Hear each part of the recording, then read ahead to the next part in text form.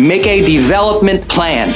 You are the learning development officer in your life. Not someone in HR, not your old teachers, you are. If I parachuted into your house today, if Brendon showed up in your house today and opened up another tab and we opened up your calendar and I stepped through your calendar for the next 6 months, is it terribly obvious to me what you are working on, what skills you're trying to develop, what projects you're trying to complete? Or is every day another reaction day? Because listen, if every day is another reaction day, you are in a fixed mindset. Write it down. If every day is another reaction day, you're in a fixed mindset. You stop believing in big projects that would require you to schedule stuff out. You stopped thinking, what skills must I master to grow? Because you're just trying to handle all the problems. Remember, you're stuck in one signal of problems.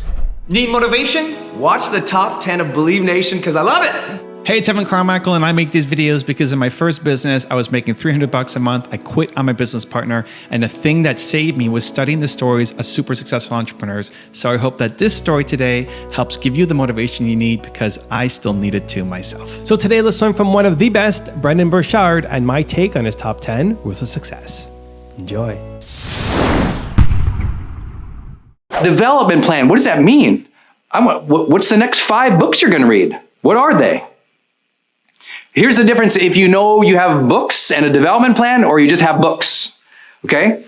If you have a development plan, you know the next 5 books you're going to read. Why? Because you began with an outcome, not just chasing down a bestseller or an interest or what showed up in your inbox. You said, I'm trying to develop the skill of public speaking. So your next 5 books are on public speaking. I'm trying to grow my business. Your next 5 books on scaling the business. I'm trying to improve my marriage. Next 5 books on your marriage. Now, obviously, I'm using books as a metaphor, but maybe that books is online courses.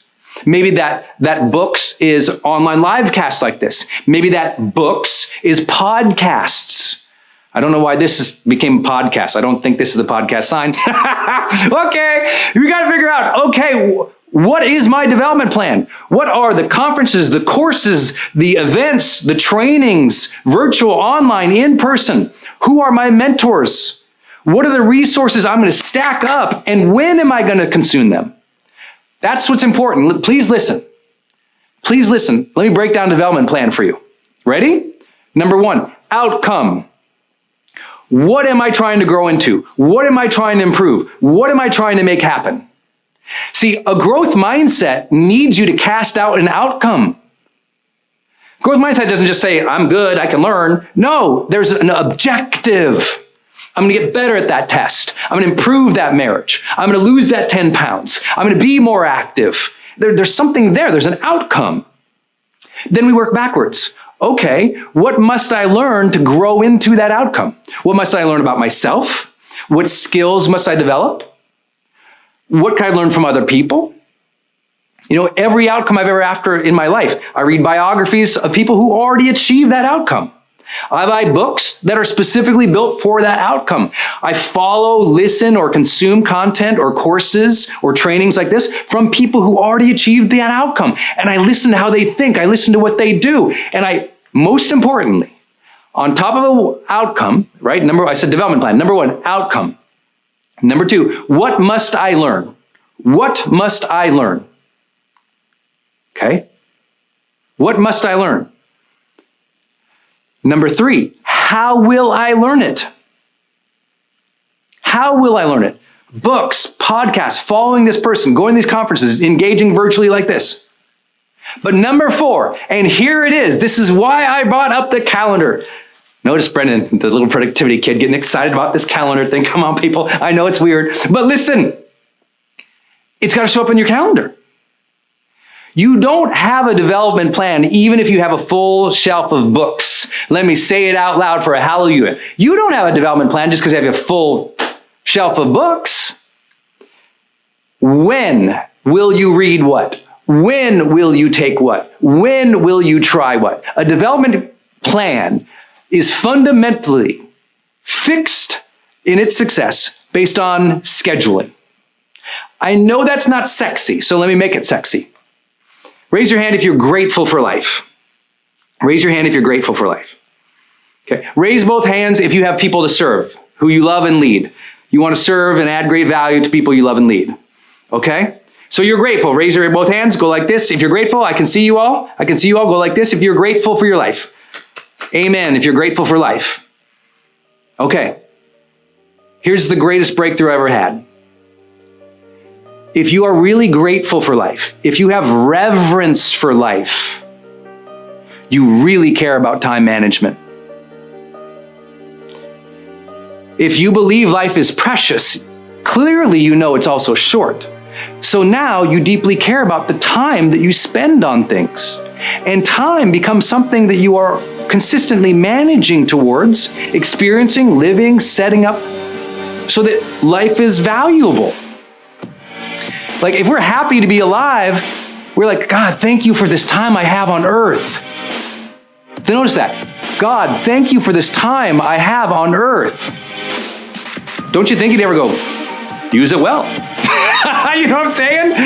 So you're not developing yourself. If it's not in the calendar. You're hoping you grow.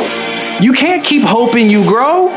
You must grow. How do you do that? It's in the schedule. Rule number 2 is be present. Try to be present. Try to be present.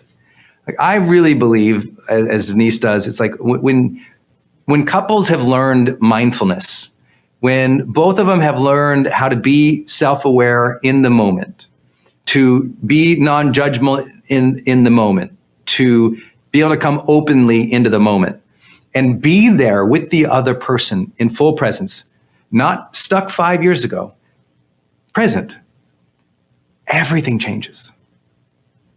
I would say what our partners, our spouses, our relationships, our families want from us isn't more presence, like material presence, like Christmas gifts.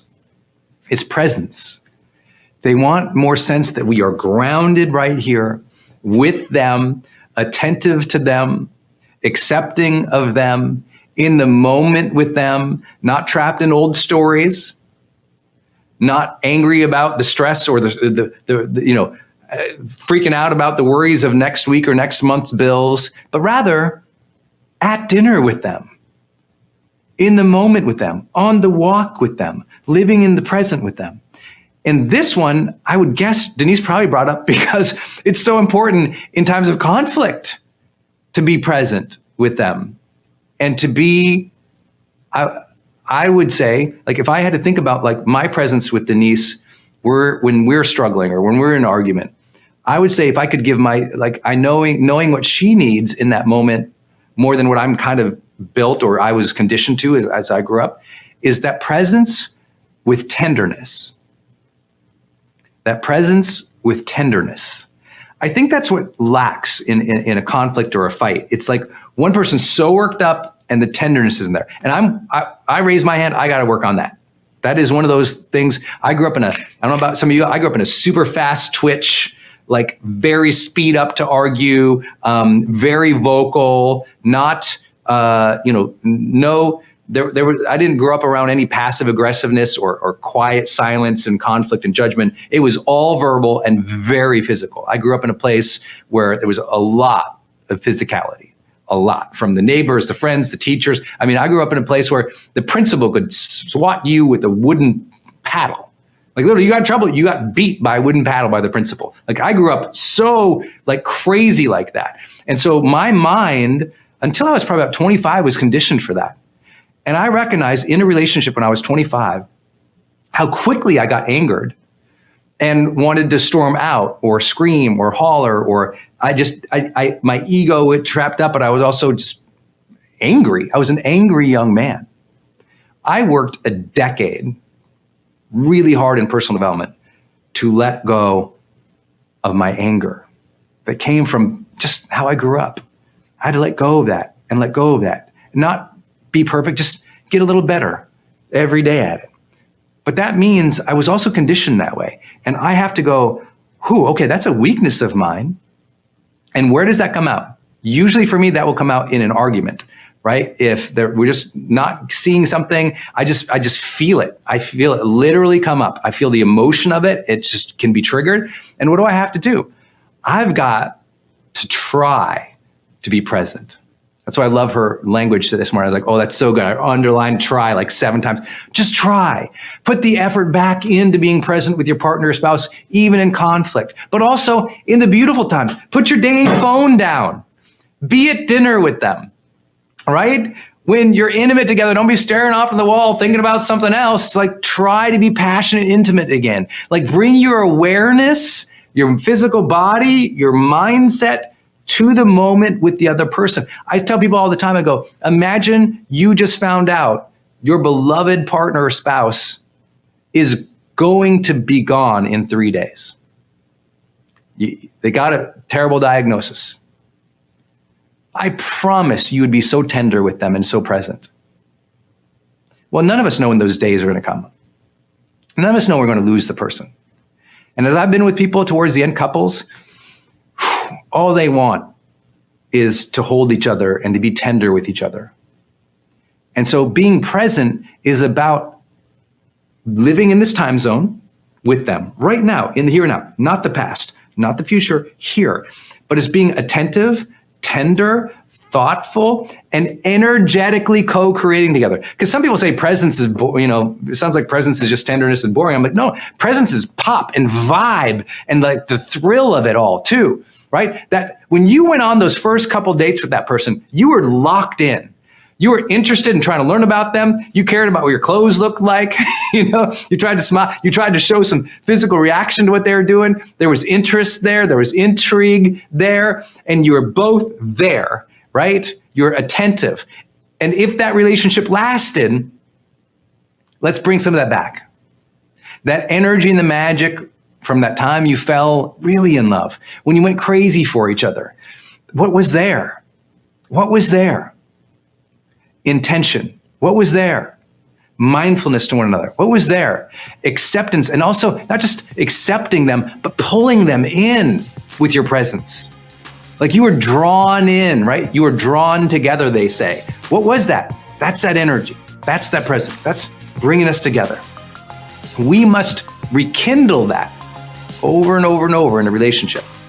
It begins with both of us finding presence. Rule number 3 is conquer your fears. Monsters fade with light. And sometimes, we forget that. And we hold so much from our past in our mind that we're not even free in the moment because we're scared. I always tell the story, if you've ever been to my seminars, I often tell the story of when I was like 12 or 13 years old. I had gone and shut out the lights in the house, went to bed, and was just getting comfortable in bed and happened to look around my room. And in the closet, there was a figure in the closet. And it scared me. Like, it was like someone in my closet. It was like a terror. I'd pull up the sheet as if, the sheet is going to protect me from the axe murderer, not so good. But I pull up the sheet and I was mortified. And I just sat there and I was just like, I felt all these fears and all these thoughts went through my head and it was just terrible. And finally I was like, just laying there and I was like, I realized how ridiculous it was because if it is an axe murderer, here I am just not going to do anything. And I willed myself to throw off the covers, go turn on the light, and then attack this thing, right? And of course, what I see, turn on the light, go to the closet. It's my baseball cap, my winter jacket, hanging just at the right angle with the right shadows. There's no monster there. I had made up something bigger in my mind than what was actually there. Mental resilience is often about the truth of light being shed on things. Sometimes facing it, sometimes finally talking about it, finally sharing about it, finally sitting down with it and looking at what it is. Sometimes it's getting perspective on something. But that mental resilience comes from perspective, going, oh, I thought this thing was big and scary and awful and traumatic and going to be forever. And then mental resilience goes, oh, when I turn the light on it, I recognize, yeah, it wasn't good, but there it is. It's not as big and scary as I thought it was. Or, hey, let me shed some light on it and have a conversation with people, bring out this hurt and share this thing with people. Because you know who becomes really resilient? Communicative people. People who open up their heart open up their mouth, share with others their experience and their struggles, because often it's talking through those challenges, demons, villains, monsters, whatever metaphor you want to use. It's in discussion that we other people talk about it and like, that thing's not so scary. And in processing, I'm understanding my feelings more. Again, this is just why I think it's so important. Most people have never had these tools, and they've never summoned the courage to talk about things. But the people I follow on online, as an example, the influencers who really inspire me, they're often like, here's what I'm going through. They're sharing their struggles, and not as an act to get more likes or followers, but because we know in expression, we discover emotion. We discover that in expression, we can find empathy for our own voice and receive it from others. In expression, we can realize that this thing doesn't have control of us. We get to communicate its meaning. We get to communicate what it is and what it is not in expression. And so I say, monsters often fade with light. I was telling people, don't forget that the light in a dark room only exists because of the dark. But that light grows as you open that door a little bit more. And you're not so closed anymore. And people fail to realize and go this deep on resilience. Most people are like just mental toughness. And I'm like, yeah, how about we start with, instead of mental toughness, we start with emotional openness. Because if we start with emotional openness, when we open that door a little bit to our truth, to our real thoughts, our real feelings, our real desires, our real needs, when we open the door just a little bit more, that light comes in a little bit more. And the more open we learn to be emotionally, mentally, spiritually, the more we tend to notice the light of the world. When we close down and shut within, and we obsess about and stay static, frozen about the monsters, that's a long, dark night of the soul. So I want to remind you, you can open up again. That might be the first next right step for you, to open, to express, to share. Even if that just means you sit down with your own journal and acknowledge it and write it down. This doesn't mean you need to go do Instagram posts. What it means is sometimes literally just writing about it can help you activate a different part of your mind, can help you gain control over it by giving it voice. These are skills, right? These are skills. And the skill of expression, whether it's self-expression in your journal, or you talk to your phone and record it, or you share something with your lover or your partner at dinner, or you go to a group, you meet new people. This is powerful stuff. This is really powerful stuff. And I really want to encourage you to think about, like, wow, have I been as resilient as I wanted to? Have I been,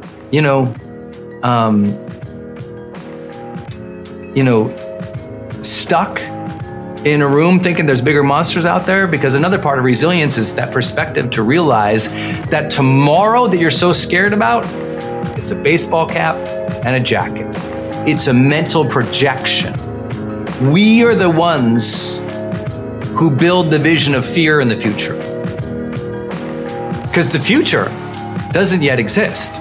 Tomorrow is very much a blank page. And even if there are known challenges in the future, we still can't see the chapter after that.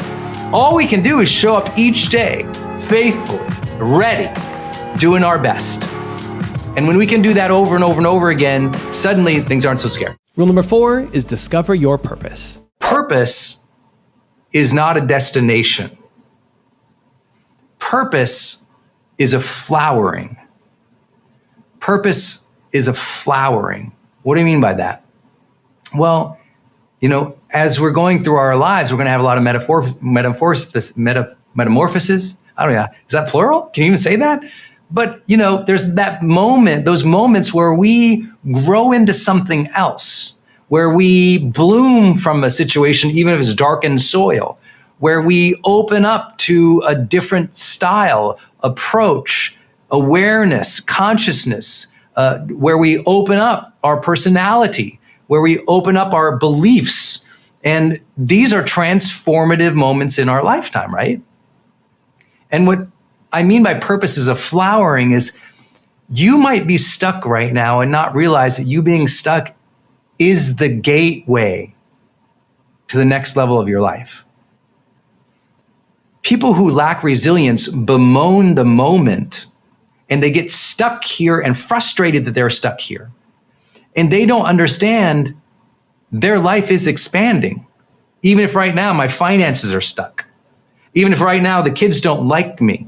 Well, they're 2. Give them time. It's like, or they're 18. Give them a few years. It's like, listen, we get so narrowly focused now that we lose the connection that life is expanding.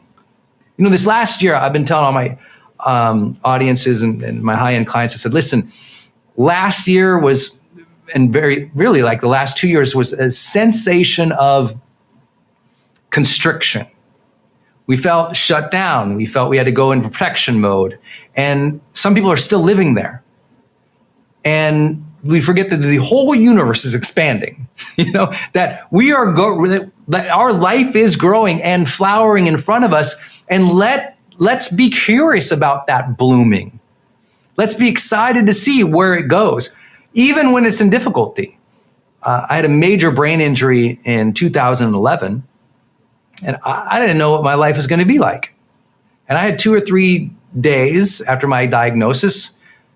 I knew the next 2 or 3 years was going to be really difficult with a traumatic brain injury, and I was scared. I was writing a book. My career was going big. I had all these responsibilities, and I was freaked out. And I just remember laying in bed, and I thought, well, either this is a challenging moment that opens up your next level of being, Brendon, or this is a moment you quit. How are you going to look at it?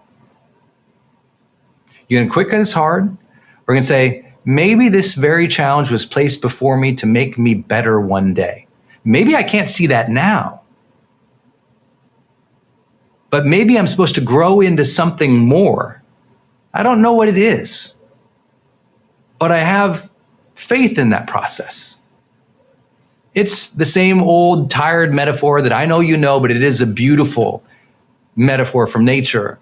When that caterpillar goes in that cocoon, there's that time of isolation, of darkness, of uncertainty of how things are going to turn out, of the difficulty of breaking free to that next level. But when that breaking free happens, it's like another being emerges, right? Another spirit, right? That metamorphosis is transformational. And that caterpillar is this light, dancing, ethereal, gorgeous butterfly. When before it was kind of this slimy little thing inching along, which had its own beauty and challenges. But at some point, nature had the impulse to say, go within. Take a minute. Take a minute. Meditate. Sit in stillness. And imagine what's next. Because we don't know when that cocoon will open out of our challenges, our difficulties. But if we are faithfully aware during those times, if we are faithful to this idea that our purpose, our future, it's flowering, that we will emerge lighter, better, if we have that trust in nature, in time, in God, in universe, in cosmos, in expansion, whatever your vibe is, when you can reconnect to that, you can get through the difficult moments. Because recognizing that life has challenge, struggle, suffering, difficulty, that's how I began this talk. We have to be aware of that. We have to acknowledge that. We have to be okay with that. And once we can say, yeah, sometimes life super sucks. It does. Guess what? That hurt, that pain, that struggle, that's an indicator light of now. That's not the roads ahead. I'm not going to drive my life because of that. It's that idea of like, well, let me look at it. Let me talk about it. Let me express about it. Let me journal about it. Let's shed some light on this difficulty here, because monsters fade with more light. Right. The darkness opens to light as we open up the door again versus closing our heart. oh, right, you know what, I got to take care of my body and release some of this tension so that when that challenging moment comes up, I feel ready and loose and I'm not carrying all this hurt, pain, and stress. And we have to notice that we are blooming now, even when it's difficult, even when it's the hardest time, even when we don't feel good. People always ask, how did you pull through that brain injury? I'm like, well, I just decided that I must. And I decided that that challenge was given to me to make me better. I didn't know if I would get better ever at that moment. I didn't know, would my brain heal? Would my body heal? For those who know the story, I had wrecked a four-wheeler, an ATV, and I snapped my wrist off, broke a couple ribs, threw out my hip, dislocated my shoulder, rattled my brain with a traumatic brain injury and post-concussive syndrome. Tough time, tough 2 years, brutal in many ways. And it was a moment where I could have quit, or I could say, all right, I guess this is asking me to get better. This is a big challenge. How will I meet it from my best self? How will I maintain my own energy? How will I reach out to people? How will I trust that even if I feel limited in this moment, that limitation, there's still a gate that is opening to the future. Even if I feel alone right now and it's dark, I'm telling you what, that cocoon is just building around me. If I stay open and trusting in nature and faith or God, and suddenly that cocoon opens up and I emerge as a different being. Also, to make sure you're actually taking action after watching this video, I've designed a special free worksheet just for this video. The worksheet will highlight all of the lessons learned in this video, as well as pull out our 3 favorite learnings and quotes that will inspire you to actually do something. The worksheet will also give you space to write down what your key takeaways are and your specific plan of action to make sure you're getting results. If you want the worksheet designed specifically for this video, absolutely for free, there's a link in the description below. Go click on it and start building the momentum in your life and your business. I'll see you there. Rule number 5 is create enduring happiness. How do we know what will give you enduring happiness? Happiness that you'll self-report throughout your lifespan that, yeah, I have a happy life. It's different than sometimes just in the moment happiness. It has to last longer. And so what psychologists have done is basically broken it up and said, you know, people who are happy over the long term, they tend to look at their lives in very specific ways. And here's how they tend to do it. They tend to break up their life. They look at their past. They're happy with their past. They're happy with their present, and they're happy with where they're going. So they kind of break it up into time zones, right? Past, present, and future. And here's what we found in each of those areas. If you look at your past in this specific way, you'll be more happy. If you look at your present in this specific way, you'll be happier. And if you look at your future in this specific way, you'll be happier over the long term. So let's start with your past, okay? Most people who are unhappy over the quality of their life over the long term, it's because something in the past, they're really hung up on it. They consistently battle it, blame it, are angry about it, are bitter against it. And those who are happy, they don't have that negative emotional range about their entire past. It's not to say that there might not be some things in the past that you can't be unhappy about, or some things that happened that you were upset about, because you know what? Happened to all of us. But those who make it out and have a joyful life, here's what they tend to do. When they look to the past, the first thing they tend to do is accept it. They're like, the past is the past. It did pass, and here we are today. They don't make everything okay. They don't try to validate it. They don't try to say, well, that was supposed to happen. They just go, I got it. The past happened. I have to accept what happened because I can't change it now. I can change how I perceive it, but things happened. I'm going to accept that the past happened for some type of reason, or if anything, maybe I don't ascribe a higher reason to it, but I'm going to say, in general, I'm good with the past. It happened. Today's a new day. And they accept the reality that that time period, that situation, that person, that thing that they didn't like, it's not here anymore. So they can't keep living there. They have to accept that today is Today, all of that is gone. Today, they can choose a different life, as we'll talk about. So they accept the past. But here's the thing, they go beyond just acceptance. And this is really important because I think people forget this all the time.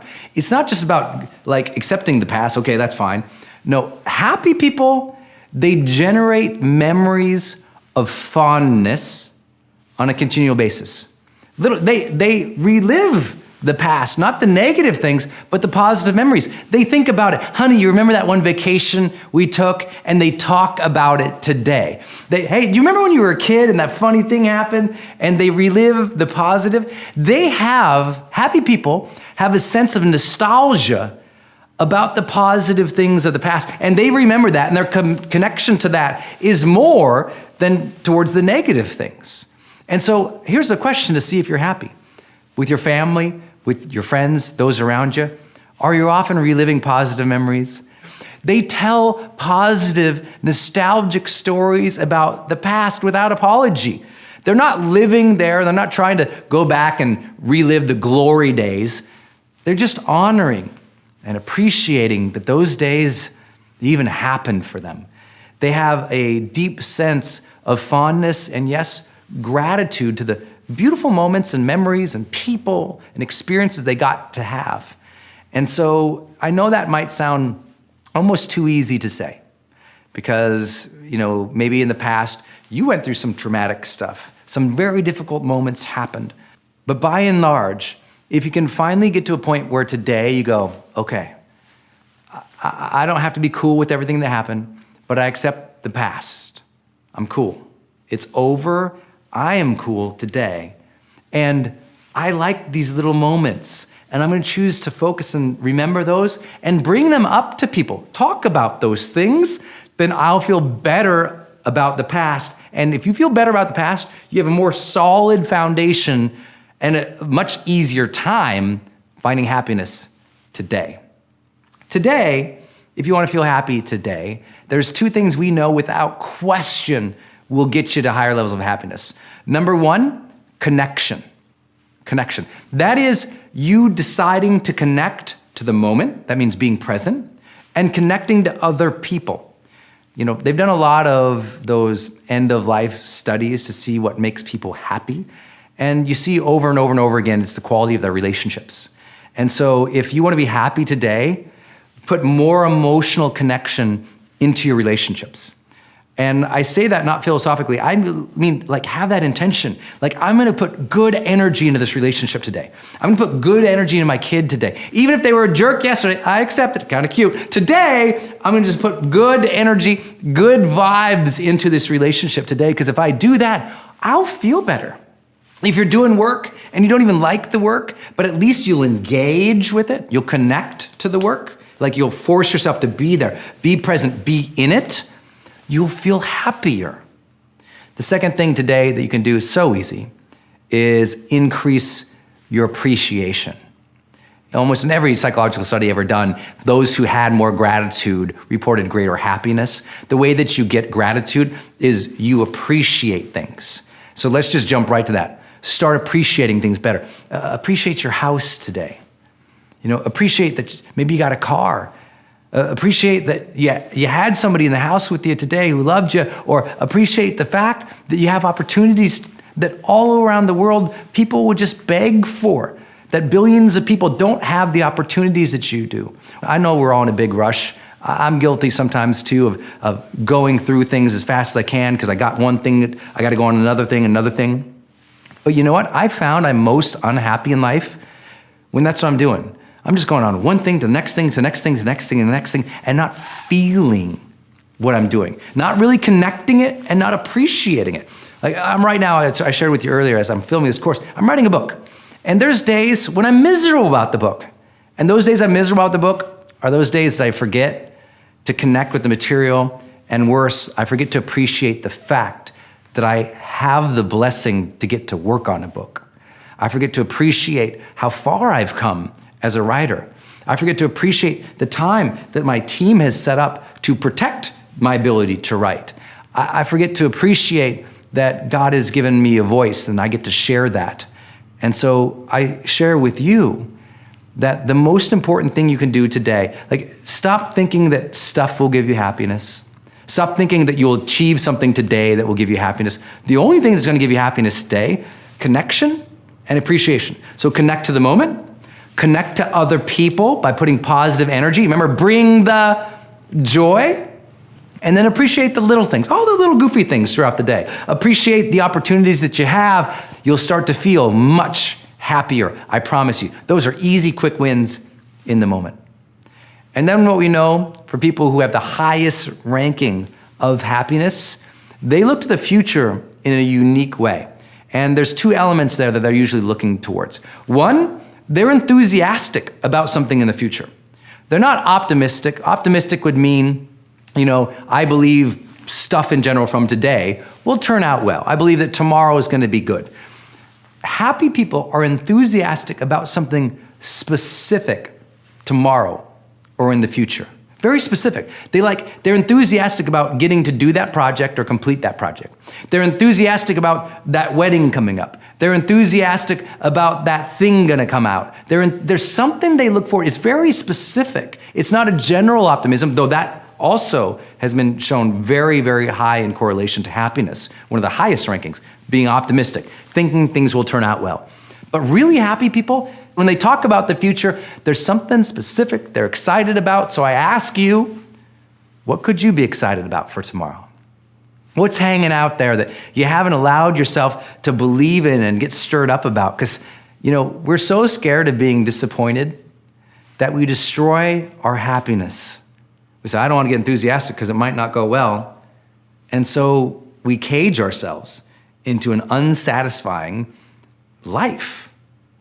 If you want to be happy again, you have to open yourself again to the idea that things can be great. You got to open yourself again to that hope, that optimism. You got to open up yourself again to the possibility, you might be disappointed. But here's the thing, I always tell people, what would you rather experience? A life in which you don't do anything and you never look forward to anything because you're scared of disappointment, which by the way means you are continually living in disappointment. Or you say, you know what, I look forward to that, I think that could happen, I'm gonna go for it. You do take action, but at least if you do get disappointed, the whole time you are taking action, you're developing competency, knowledge, skill, ability, talent, mastery. So even if you got disappointed, you know what the disappointment came as? It came at the very end as a sudden surprise. I'd rather have disappointment come at the very end as a sudden surprise than every single day of fear and disappointment and living in that terror that I'm going to be disappointed and doing nothing with myself. Rule number 6 is be a role model. The role model mindset says, I know people are watching how I deal with this. So I'm not going to just do it, to get the, I'm aware that I'm a person of influence with others, even if that means they're my peers or my friends. I was aware that our behaviors and energy impact other people. And I took responsibility for that. And that was a game-changing moment. It was like, and some of you who went during the pandemic, if you were in my audience at that time, and I mean my community, right, our global audience, social media, wherever, if you go back and you watch my, I did a whole series for our coaching clients at the time in the first months of the pandemic. And some of those you can go back and look on YouTube as well. I think we released a few of them for free. And it was about how to deal with crises. The central teaching back then was, hey, be a role model through this time of uncertainty. Your kids are watching how you deal with this pandemic. Your kids are watching how you're dealing with this uncertainty. And if you don't have children, your friends are, your spouse is. Someone is observing how you're dealing with the difficulties of life, and you have a chance to inspire them. And as soon as you realize that when you're with other people, you have an opportunity to inspire them. To me, that is the role model mindset. I'm going to take it upon myself to be a role model in other people's lives. Not because they gave me permission to do it, not because they expect it, not because I'm an expert, not because I have ego, but because I've read enough books that say, you know what? Somebody changed my life. All those self-help books, it's always the same thing. All the great biographies. You cannot read a great biography without a person saying, this person inspired me to be better. And that person is never, necessarily the person they sought out. It might be a grandma.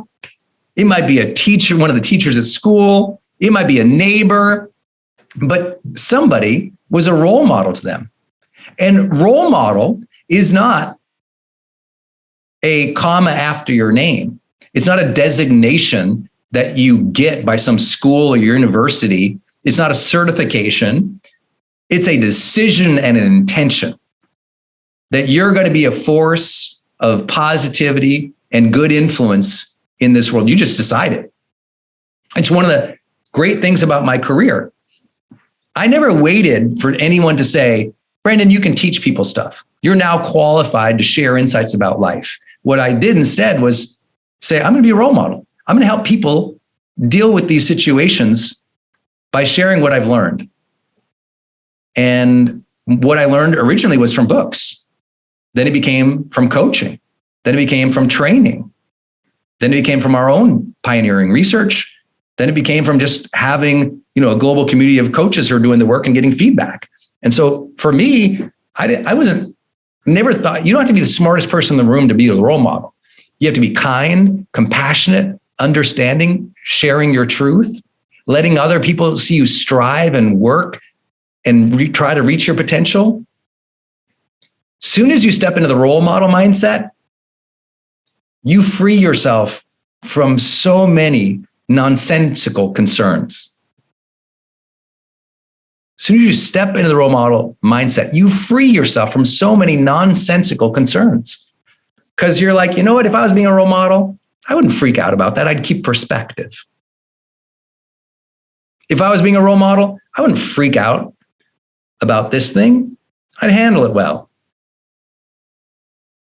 See, sometimes we're stuck in our own emotions, but understanding we have social influence with other people says, you know what? It's okay if right now I choose to be strong, even though I feel weak, because these folks need to see me being strong. And you can be honest and let them know, hey, I'm feeling weak, but I'm going to do this. I'm going to take this action. I'm going to be honest. I'm going to move through this. So it's not about being fake. It's not about faking it till you make it. It's about recognizing that your energy impacts other people. Rule number 7 is let go of judgment. In the short term, we tend to value as humans judgment. And I think I spelled it right. Judgment. The biggest issue with judgment is this. You make judgments all the time and you can't help it. Our automatic sort of system, one level of thinking is just like immediate bias, immediate judgment, immediate framing, immediate good, bad, right? Now, later. Healthy, not healthy. Safe, unsafe. We have these immediate judgments that drive our life, right? Move towards, move away from, right? Approach, avoid. It's literally built within us that we make immediate, spontaneous judgments. That was to protect us. That was part of that evolutionary impulse to make sure we survive.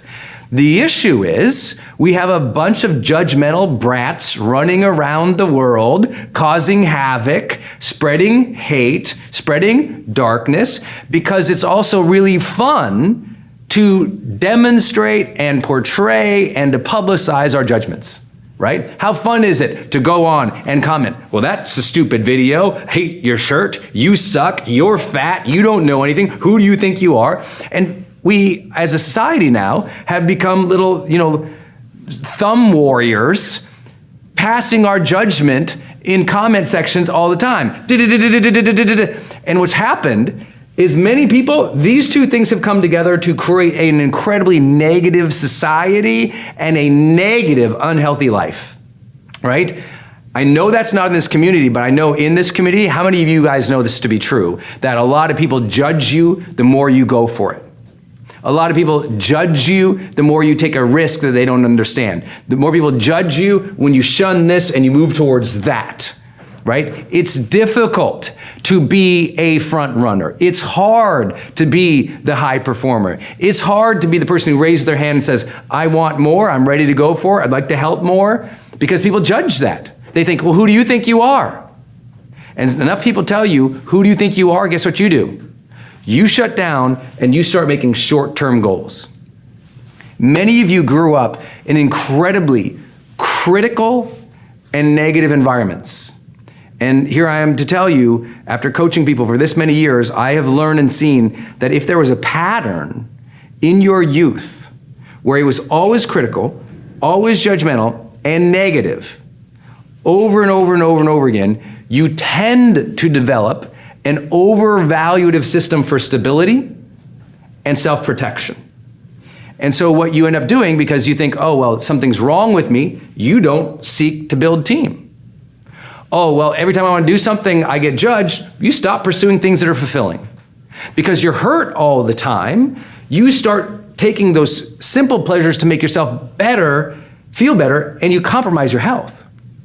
And I'm not saying this from a person knowing you specifically. I'm speaking to this, obviously, in a group coaching environment.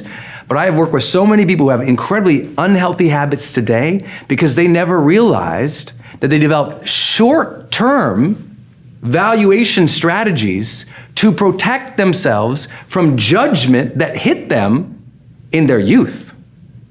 So today, they keep making short-term decisions for themselves, and they don't know why. It's like, I don't know why, Brendon. I can't seem to, plan for the long term.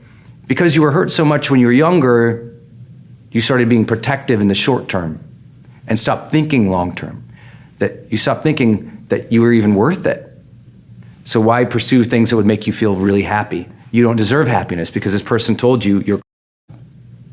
This stuff is real, and it happens for people over and over and over. I grew up in a town where, for me, even just at its physical safety level, I grew up in a very, very anger-fueled, aggressive town, city. There was a time of my dad's life when he was very, very, very strong because he was a military guy, right? He was a Marine. And so very short, discipline, and it just makes you on your edge, right? And guess what? When you're on your edge to protect yourself all the time from your neighbors, the community, people around you, when you're on your edge all the time, what are you doing? You're like this, short term. And some people don't know, they've never taken the blinders off. You're safe now, but you're still thinking short term when you're trying to protect yourself. Make sense? A lot of people have that. They have safety now. They really do. They got great spouses, great partners, a good paycheck, life is good, but they're still completely unhappy because everything is short-term protection, and they don't realize those blinders for short-term were put on when they were younger. And so what I have to do is bring that to your awareness to say, if you've always been a short-term thinker, does that stem from you protecting yourself? And that might be a good place to explore, right? A good place to do some personal development, a good place to talk with your coach or with your therapist about, to go I've always been a short-term thinker. Why is that? And I've just noticed that correlation personally, working with really top performers who started making bad decisions in the short term. I work with an Olympian who everyone knew was going to win the Olympics 4 years later. And instead, they completely self-destruct for 3 years. And they couldn't figure it out. Why couldn't they have a 4-year view? All they had to do is look for 4 years out and have gold medal. Instead, they destroyed themselves, because all they've ever been doing was protecting themselves. And when all you're doing is protecting yourselves, you can't see 4 years from now. You're trying to get through this week, man. This day, this hour. Make sense? Something to explore about your unconscious. I think the other element about it is we've gotten so practiced at passing judgment to other people that we have hurt relationships. I think that's something that we've lost patience as a society because everything's so quick serve that our relationships have become quickly judged. And if you keep overly judging things in the short term, sometimes to protect yourself or sometimes because you have a bias, but it's that judgment that we have that tends to really hurt key relationships, and that compromises our long-term growth, fulfillment, happiness. And so all these things obviously have a dynamic that they play together. And I also have to say that sometimes It's easy to judge somebody on the short term, but what we do is we hold judgment for the long term. And when judgment is held for the long term, it always becomes like that whole relationship, that whole person, that whole thinking becomes spoiled, like fruit left out for too long. That's what judgment is. Judgment is like that piece of fruit that's been left out so long that now it becomes poisonous. You see what I'm saying? And some of you are holding on to a judgment about somebody that happened 3 years ago. Some people 30 years ago. You're still upset about that? That still causes you to go into impulse control problems? Let me give you an example. Like sometimes people have judgment that like something happened to them 10 years ago. And what happened to them 10 years ago is still controlling the day to day. Even though that person isn't in their life, that situation is 10 years old, but they held on to the judgment about themselves and about that situation being unfair or unsafe. And so because I feel this way at that time, it's unfair and unsafe, then guess what? I'm angry, or I'm scared, or I'm unworthy. And the judgment of self perpetuated from a situation 10 years ago. And this is why some people never hit high performance.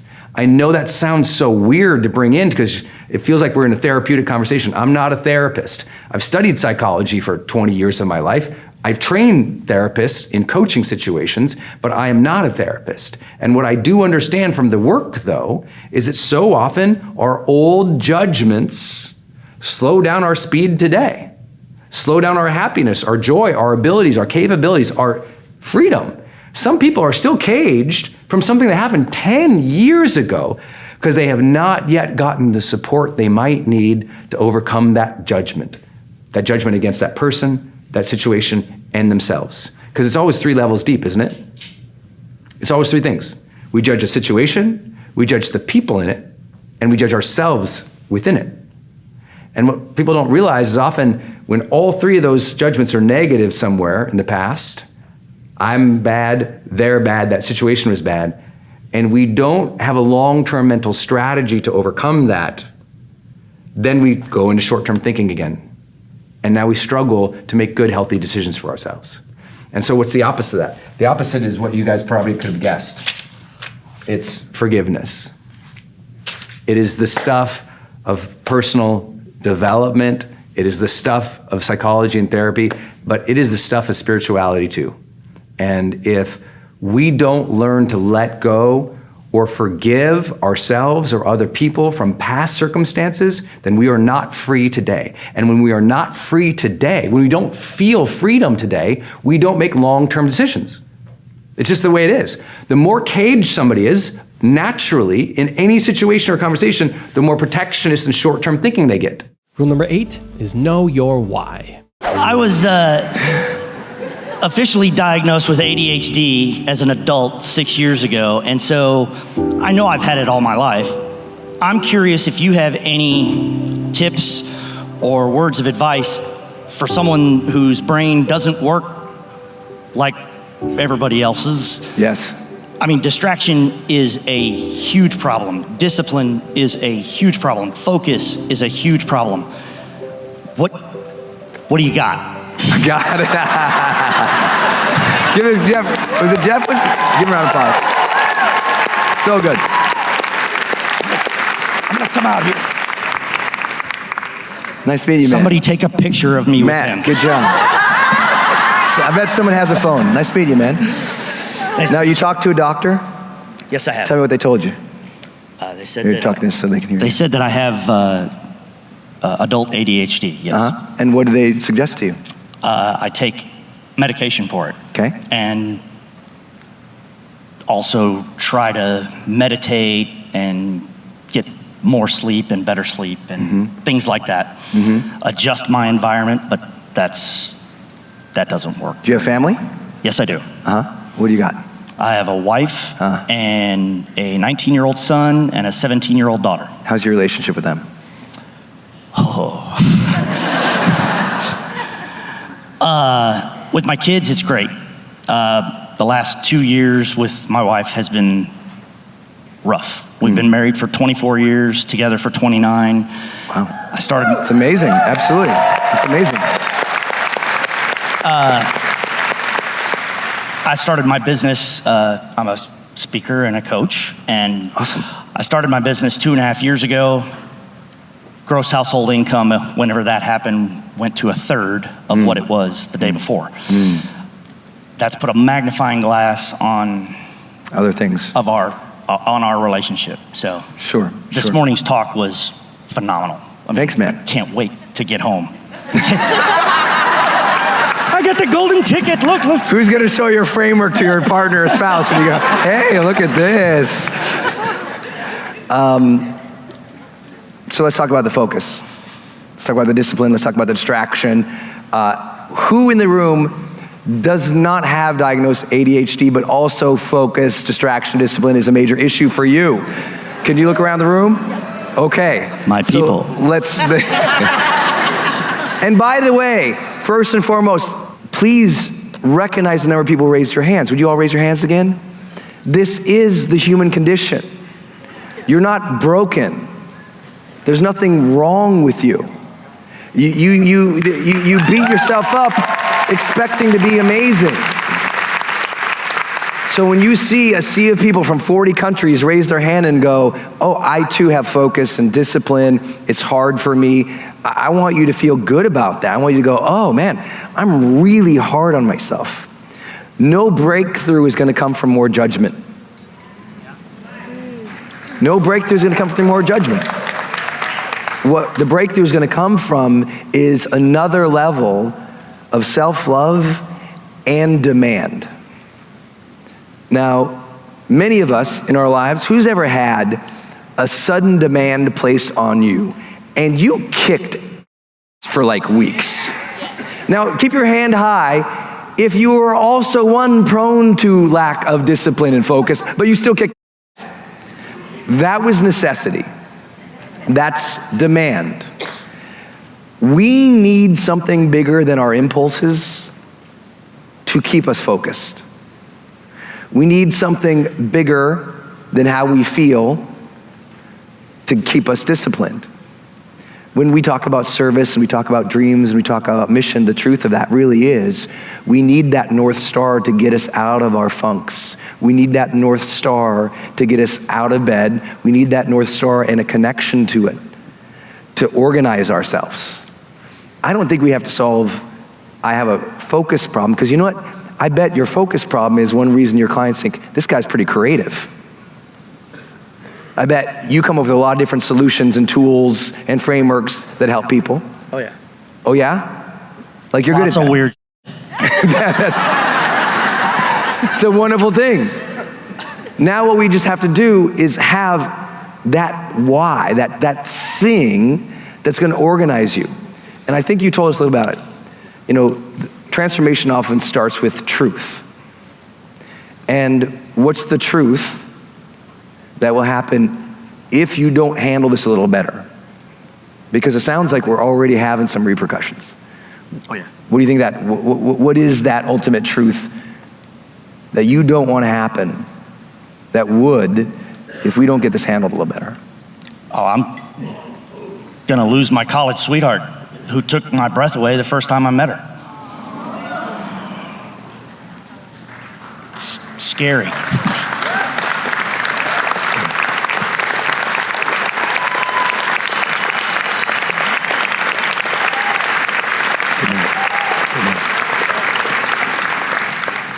So with that emotion now, tell me why you're not going to let that happen.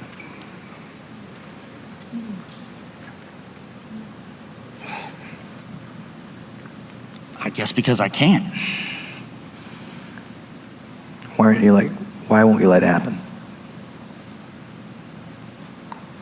What's so important about her and you two together? She's all I've ever known. I was 19 years old. And we, despite my best efforts, raised two amazing kids. I'm not sure how we did that, but I tried like hell to screw him up, but it didn't work. Who wants to hang out on Saturday night with Matt?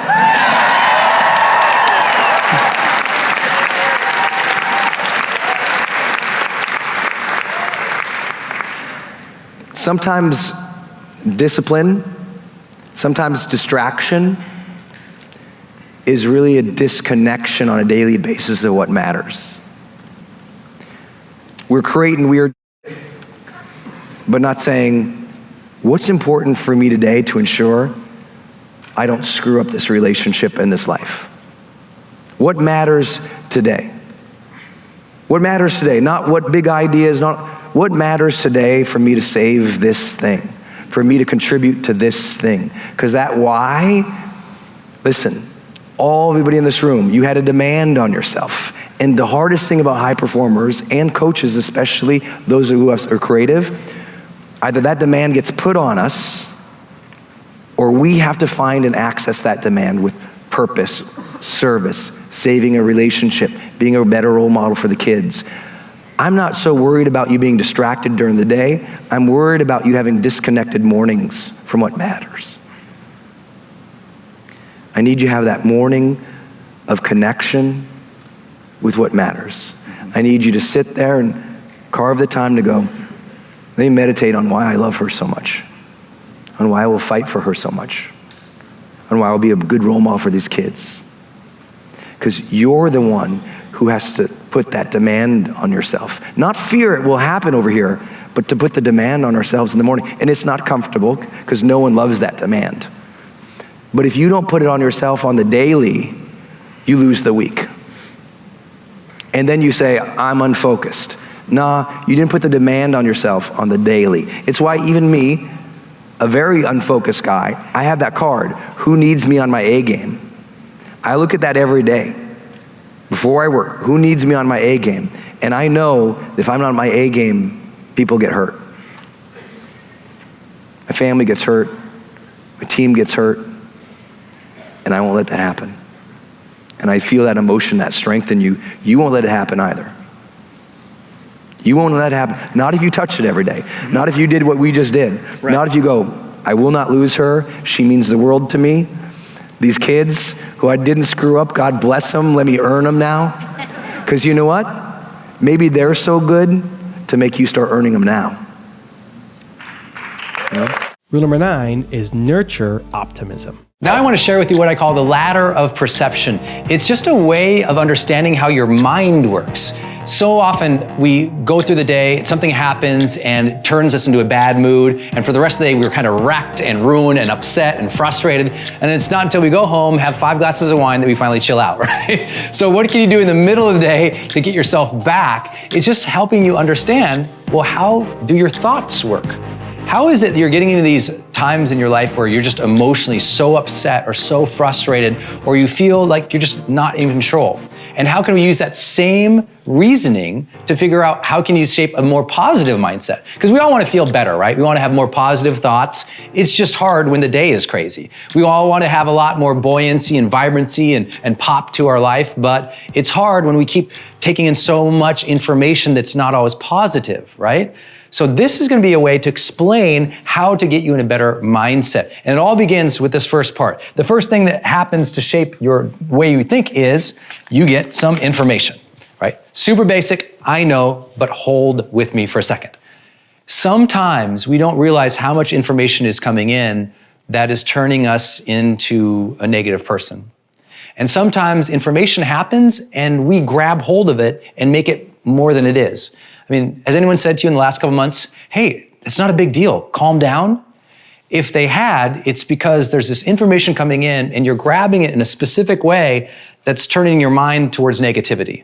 And I know this sounds very, very basic, but I promise we have to start with what's coming in, right? It's just that old saying, garbage in and garbage out. So what I tell people, if you want to have a healthy mind, first and foremost, pay attention to the information that is coming in. What are you consuming? What are you looking at? What are you watching? What are you reading? Who are the people who are around you? All of that is shaping your mind, which I know you already know. Here's the question. When's the last time you did sort of an assessment or an analysis of the people and the information coming in? Like, what blogs are you reading a lot? What do most of your emails seem to say? Who are the people who are around you? What's the emotion and the energy and the information they're giving you? I know this sounds really crazy, but I am so controlling of that in my life. I don't have a lot of negative people who are always giving me negative information. I don't consume very much media at all. I don't watch horror films, or I don't consume a lot of information that just tends towards the negative at all. Not because I'm Pollyannish, because I understand how it's going to affect me long term. So pay attention to the information you have coming in. Second, as the ladder goes up, well, we get the information and then we interpret it one way or another. This is where obviously we know we see something, some information comes in, we interpret it as bad or good, positive, negative, something I need to interact with and react to or not. The challenge is most people take little pieces of information and they blow it up and they interpret it to mean something very personal and very negative. If you're in a place where you feel like you have a lot of arguments and fights, it's rarely about what's coming in, because we all deal with negative information or bad things, or the day gets interrupted. It's how do you interpret it? Then as we move up, we move to identity, right? This is, what did I see? What does it mean, positive or negative? Then it says, what does this mean about me specifically, right? And this is where people take things very personal. You know, someone comes in to work and says, well, I have some bad news. We're gonna have to let some people go today. And then they interpret it, oh my God, this company's gonna fail. Oh my gosh, I'm gonna have to quit. Oh my gosh, I might get fired. Oh my gosh, what's gonna happen in the future? And then identity. Here it is again. I failed again. Here it is again. I never seem to get good things from me. Here it is again. I just don't seem like I'm deserving of anything. And people take things at a personal level into their identity over a period of time. Now you can see how this ladder is building, because negative information can come in, you interpret it negatively, and then you take it personally negatively. And this is what happens to people. They don't realize little simple things. Someone cuts you off in traffic. How do you interpret that? See, when someone cuts me off in traffic, I go, oh, well, they didn't see me. Or, they were trying to get ahead here. Other people, you know what they do. They're like, that son of a, and they get completely angry. They completely freak out. They say, all drivers are horrible. I hate this commute. This sucks. And then they say to themselves, they take it so personally, they say, you know what, I'm gonna get back at this person. I'm not gonna be wronged. I'm not gonna be disrespected. So they speed in front of them and cut them off, because they took someone passing in front of them to be what? Disrespect to who they are. Because they're a person who always feels disrespected. And if you always feel disrespected, what are your thoughts going to be like? So you see how all this is starting to build to how you feel, and then it shapes what you intend in the world. What are you going to do, right? Your mind is all focused towards this one simple set of questions. It's, what does all this information mean? How do I need to interpret it? Pay attention to it, not pay attention to it. Important, not important. Good, bad. Then we take it to us. What does this mean to me personally? What does this say about me as a human? What am I dealing with here? And then it ultimately shapes our intentions. So the next time you find yourself in emotional craziness, or you feel really upset, or you're saying, I don't know why I'm thinking this way, you can step it back. What did I hear? How did I interpret that? What did it mean to me? What do I intend to do? Because all of that led to what you ultimately do, the initiative that you take in the world, right? What you're actually going to be doing. So here's the payoff. When you're doing things that you are not proud of, when you are doing things that you think like, I don't understand why I'm not taking more action. I don't understand why I keep beating myself up. I don't understand why I keep getting in fights with the people that I love. I don't understand why I can't stay more persistent towards my goals. If that ever happens, just take a pause and go, you know what? I need to think about what is happening here. Because it's the way that you're perceiving in the world that is controlling how much you progress in the world, right? And a lot of people, when they're having negative behavior, they just think it's happening to them. And I say, oh, let's just step it back. Okay, you were mean to your husband, okay? You found like you were really short with them. Where did that come from? And then we can just step it back. How are you feeling about yourself in that circumstance or that situation that led this way? What happened? What did your husband do? What did he not do? And how did you interpret it? And ultimately, what did you see or not see and experience? I know it sounds so basic, but try it. If you can work this through on a couple of different examples from your recent past, just think about those times when you really struggled or you didn't feel good, go through this, write it down, journal it, and you'll start to feel a lot more understanding about who you are and how your mind works. And rule number 10, the last one before some very special bonus clips, is find your identity. I'd like to talk about this concept I call identity themes. It's that, we all have an identity about who we are and what's possible for us. And sometimes we struggle, though, to figure out how do I need to look at myself and my life so I can reach that next level. So what I found is there's 6 primary themes that run through all of our lives and our identity that really shapes who we are today. And if we can look at each of these 6 areas and discover how have you been viewing yourself as a person, then we might be able to change it so that it will help you progress even faster in life. The first identity theme that can really move the needle for you is the identity theme of I'm deserving. Do you feel deserving of love? Do you feel deserving of abundance? Do you feel deserving of joy?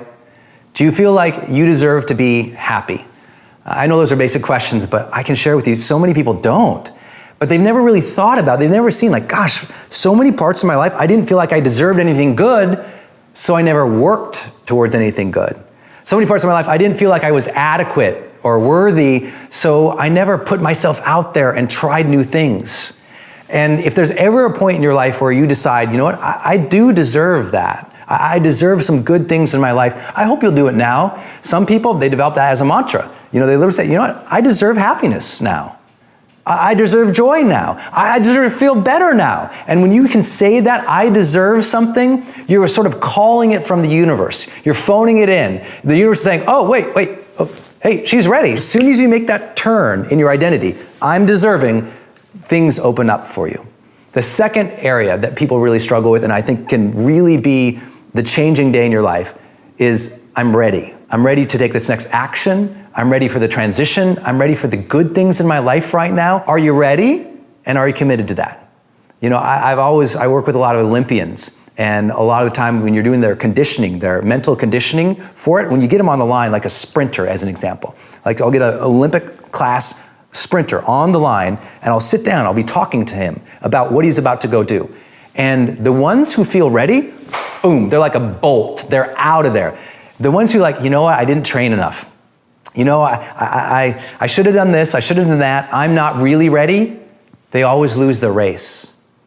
The person who believes they're ready wins the race. Next, do you feel capable? In your identity, throughout your life, have you felt capable? Like, I got this. Like you had the competency and the confidence to do something. Really think about it. If you thought about the whole span of your life, have you thought, I got this. I can figure this out. And ultimately, capability, it's just a mental contraption. You just decide one day, you're like, okay, I don't know how it might turn out, but I know I'm going to work towards making it turn out positive. I know I'm going to figure it out. And frankly, do the work. If you don't feel capable, I say, you know what? Go study. I don't feel capable. Go interview people to figure out how they did. I don't feel capable. Read books on that topic. It's okay if you don't feel capable. Do the work to become capable. The next one is, as you're marching towards all of this, can you have an identity that is open? Are you open to learning? What's the next level opening for you? I'm going to open my mind again to my spouse, not believe I know what they're going to do. I'm going to open my mind to see who they really are and what they really want now. Not what happened last month or 4 months ago. I'm going to be open in this moment. Presence comes from an openness and awareness and a mindfulness to this moment. So as you open your presence, you open to the world. Another identity theme is persistence. Do you feel like you've been a persistent person throughout your life? And again, it's okay if you haven't. Any of these, it's okay if I'm going through these and you're like, geez, Brendon, I've been off my game for a couple years. That's okay. That's why we're here. We're here to do the work, to start the new identity, to start the new habits and start the new desires of your life to move forward. So it's okay if you haven't, but if you have been persistent, you know that those who are persistent, they get all the rewards of life. It's so easy to give up, but you need to persist through the rejection, the turmoil, the chaos, the fear. If you just keep going, you'll develop those skills, you'll develop those capabilities, and you'll develop the identity that says, I got this too. And then the last one, and I've never seen an identity theme that's so powerful in people's lives, ever. When I think about the most successful and the most fulfilled, the most joyous, happy people I know, they have this identity theme, and they work on it a lot. And their identity theme is that they see themselves as a role model. They see themselves as a role model for their kids. They see themselves as a role model for their neighbors. They see themselves as a role model in the community. And so they end up having usually more virtue or more values that are demonstrated to people. They have a different level of character. And those who want to be a role model, they end up being those who get promoted. They end up being those ones who think about the things they're communicating to their kids. They're the ones who, when everyone's volunteering, they kind of gather around that person because that person ends up being a little bit more of the leader because they had that intention to say, I want to be attentive to my behaviors and my energy and how that is coming across to other people, because I want to be a good person for them. And so if you haven't had that identity theme for a while, this is a great time to take that in. Think about the habits you've had in your life that are good and that are bad, and really think about how they have affected your life and who you view yourself as today. So for example, a habit you might have had in the past, you might say, well, Brendon, I smoke. I'll say, well, how has that affected your identity and how you feel about yourself? Now, maybe you say, well, I feel like because I smoke, I'm not a healthy person. I can't be healthy. Maybe that's true for you. And if that is, you should know that. See, all our habits really affect us. Our routines, the things that we continually do, they affect how we view ourselves.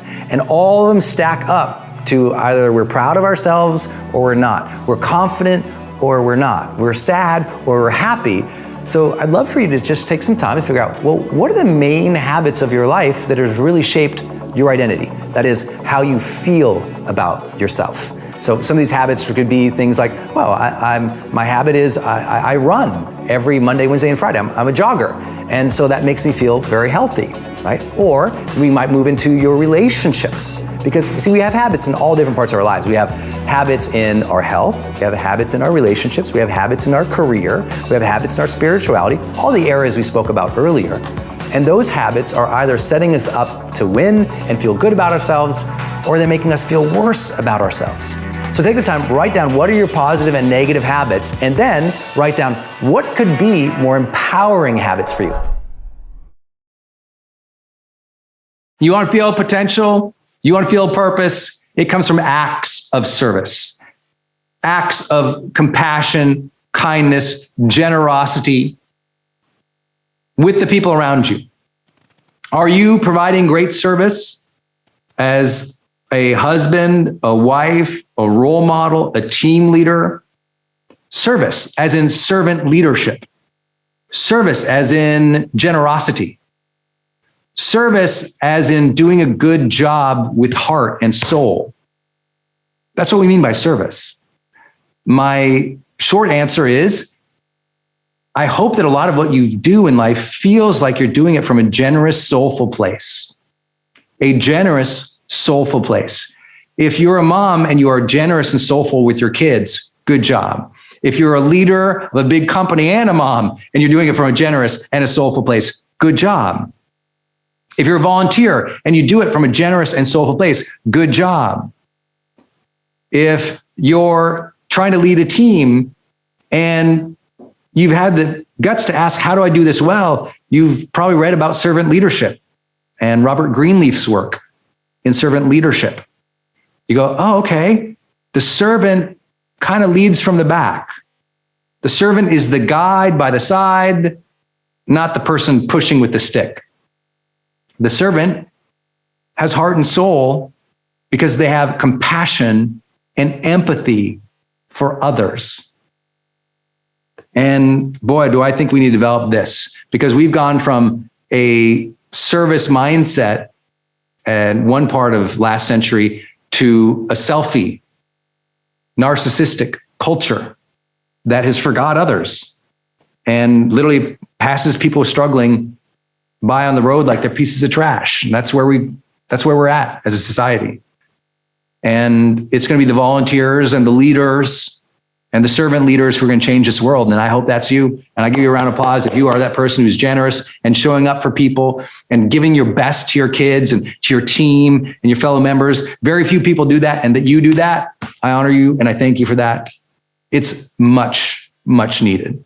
It's more needed now than any time I've ever seen. This moment that we're experiencing in life, the reason a lot of people are feeling so lacking in purpose is because there's so much negativity in the environment.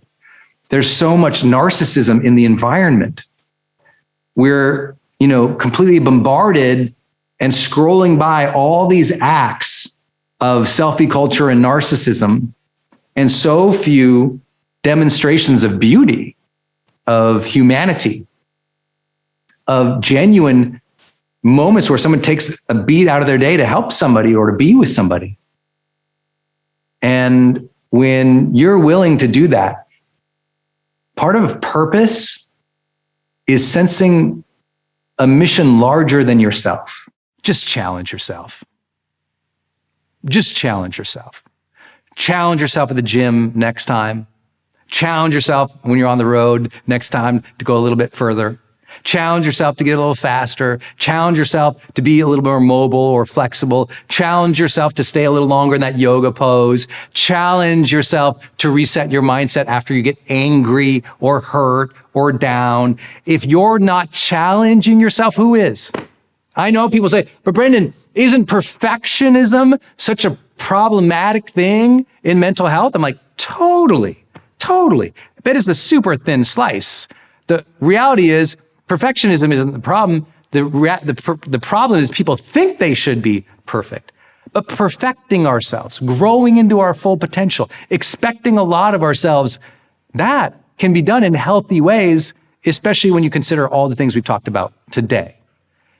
It's okay to challenge yourself again. Last time you might have challenged yourself, maybe you got down on yourself.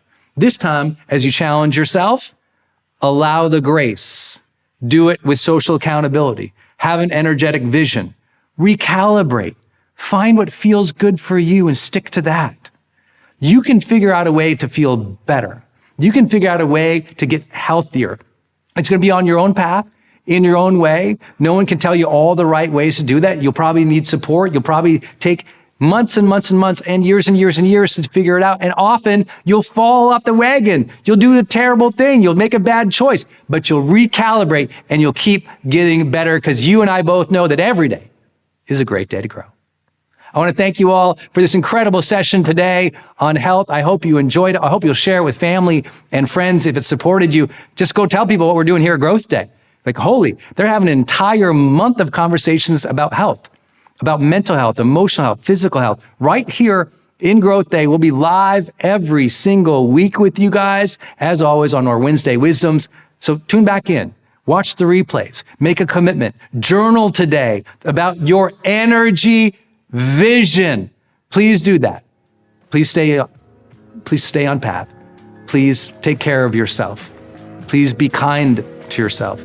Please practice self-respect and self-love. You deserve a vibrant and energetic life. Do your work to move towards that, to align with that, to honor that impulse, and know that you don't have to do it alone. We're all doing it together. We're all figuring it out together.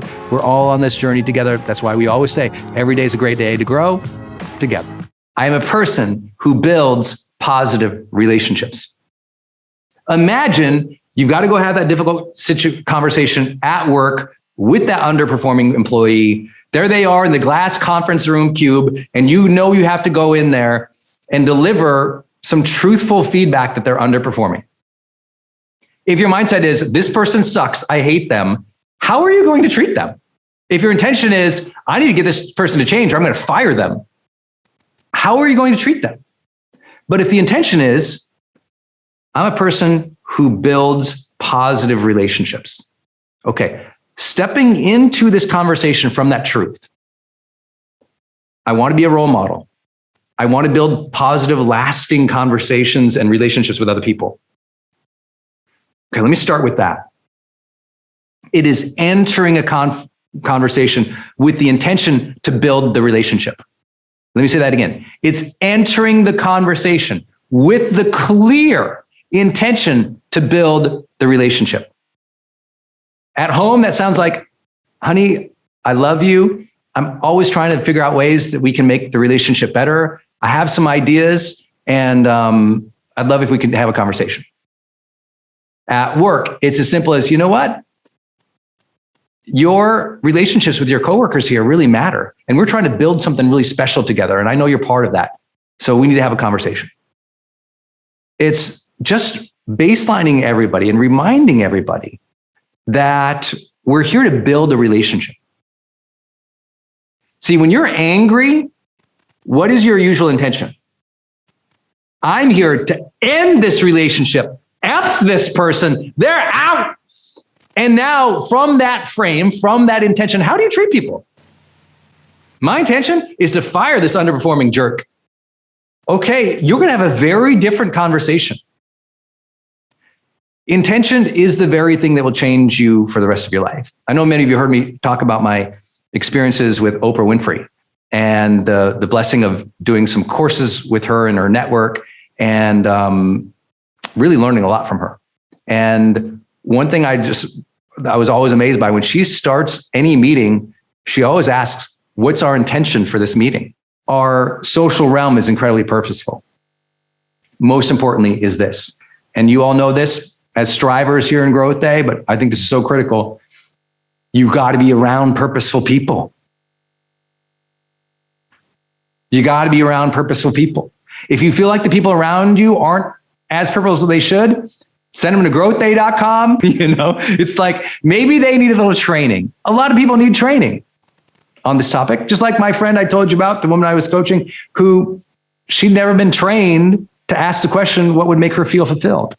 Most people have never been trained on purpose either. But getting around, striving, giving, generous, kind, compassionate, high-performing people will completely make you feel different about life. I think about my friendships and the people in my life. They got a lot of purpose.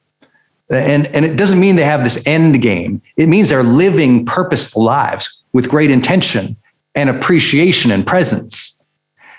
So they're awesome to be around. Do you have 5 people who are awesome to be around in your life?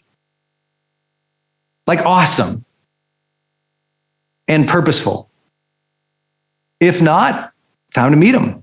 I recommend to everyone get a coach at some point, because you need someone to have that sounding board who asks you next time where you're at in your development or in your progress, or where you're stunted, or whether you're crushing it, and helps you tease out those lessons so that you stay motivated and clear about the next steps. And that's why I think it's so powerful. Often the biggest shifts in our life happen when we're accountable. Sometimes it happens when you work with a coach, or some of you become a coach.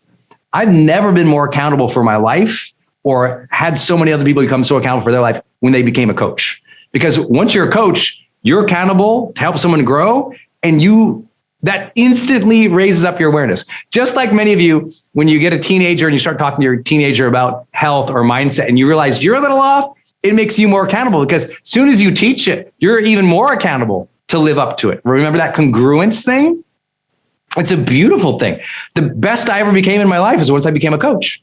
Because once I was a coach, it's like, level up your identity, Brendon. You got to follow through on these things. You have to be congruent on them too. Woo! You can't go out on the stage all the time tired, like, come on, everybody. It's like, I had to learn to take care of my health, that I could literally manage a 38-foot, stage with thousands of people, and for multiple days. It was like running a marathon every single day. I had to be accountable to that audience because I was teaching it. And it was like, soon as you put yourself in a role of a leader, a coach, a mentor, a role model, a caregiver, soon as you're in that space, you gain positional accountability. You realize, I better walk this talk, because if I don't walk this talk, not only will they notice, I will start to dislike myself. I share that. I rarely share one of the big gates that happened for me after my car accident. It wasn't just the car accident that made me want to live, love, and matter. It was after the car accident, I had to sit with the reality that I had built the life I didn't intend to. I had set in motion that relationship, that wasn't the right relationship. I chose the wrong person, despite some red flags. I allowed abusive language to happen in a relationship. I allowed, I'd say, resentment to carry on. I had done some things and I had experienced some things that I didn't like, and I could accept them, they did.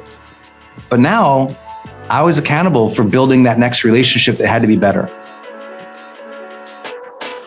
I had to make that next relationship better. It was on me. I was the captain of the ship, the director of the destiny. I was the director behind the movie set, watching that character evolve. I was choosing the next act.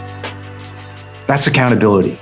That's the great thing to have in life. When you meet a master negotiator, a master coach, a master therapist, a master, role model who really understands how to do communication well in conflict, what they're doing is they're reflecting, restating, and rephrasing things that the other person are bringing to them. They're reflecting, rephrasing, or restating what other people said in order to demonstrate understanding. Someone says, I'm so pissed at you. It's as easy as saying, I hear that you're pissed. If someone says, I'm so hurt that you did that, it's saying, I know that you're hurt. If someone says, I'm so angry, I hear that you're angry. It's just reflecting back the feelings they are stating to you. And literally use the explicit one, even if you don't agree with it, right? If they say, you're being condescending to me, I hear that you feel I'm being condescending, right? It's as simple as just reflecting the words right back. You don't have to validate. You don't even have to agree. It's just hearing it. It's restating it back to them. It's reflecting it. It says, I'm listening to you. I heard the words that you chose to use, right? And it's reflecting back the feelings. If they don't, a lot of people don't know how to access feelings. Research shows most people only have access to like 3 to 4 words to describe their feelings: happy, mad, sad, and confused. Happy, mad, sad, and confused. Most people don't know how to say any other words in that. They have no emotional training, right? I never did. I had like happy and mad. That's all I grew up with. I was like, happy, mad. That was it. There was no nuance of all the other feelings that we could have. So most people, they might not know how to communicate it. And so if you're sensing it, one way to reflect it is, I'm sensing that you're upset. Is that right? And it's saying, I sense it, and asking to help you gauge the feeling. Or it's just saying, I say it to coaching clients all the time, especially now in this virtual world. I say it on Zoom. And as many of you guys know, my coaching clients pay $1 million a year to work with me. So I'll look at them right on Zoom and say, you know what? Can we take a beat? I'm listening, but I can't quite gauge here through this virtual world what it is you're feeling. Could you describe that to me? I know that sounds so, junior varsity, but I literally say that to CEOs. I say that to Olympians. I say that to my friends, my partners, my spouse. I say it all the time. Hey, can we take a beat here? I'm not sure I'm picking up what it is you're feeling. Can you describe what you're feeling right now? I can't tell. I say that all the time. And now it just opened up the platform for them to express feelings. And that's really important for a lot of people, especially if you're dealing with somebody who doesn't say what they feel, or it's hard to read it on their face. To say, hey, can we take a beat a minute? I can't tell what you're feeling right now. That really can open up the door to better conversation. There is a evolutionary and a biological reason that you feel the way that you do. right? It's very important to understand in both, I really believe, mental health and physical health, it is that kind of 50-50 kind of thing. And when we blend it together, by the way. But there's no question that some people biologically feel more fatigued or more depressed or more anxious. We have to understand that you and me are not the same biologically in how our energy might be. And I hope that that always introduces empathy and compassion, that there's a big luck card that we get. I have friends literally who are born without limbs. I have friends who are born with conditions in which their brain functions in very unhealthy ways. I have friends who've died so early of cancer. I have friends who have struggled with mental health. I have friends who've committed suicide. I have friends and family who struggle constantly with all sorts of biological health issues that is quote unquote not their fault. And it's important to realize that. Some of you feel terrible biologically, even though you're drinking all your water, you're eating all your greens, you do move and you do exercise. And so I'm here to say there is no preaching. We all have to take the cards we've been dealt and figure out how to care for ourselves, how to optimize the best that we can, how to improve, even if it's a little bit, incremental by incremental. But it starts with a biological understanding of where we are at. And this is why, again, as a person who's not a medical professional, I'm like, listen, if you don't understand closely how you feel and why you feel the way that you do, please, please, please, if you've never done it, go get a full workup of every friggin' health test you can. As an adult, as somebody who's accountable for your health, go get the blood tests. Go see the nutritionists or the dietitians. Go work out with the trainer.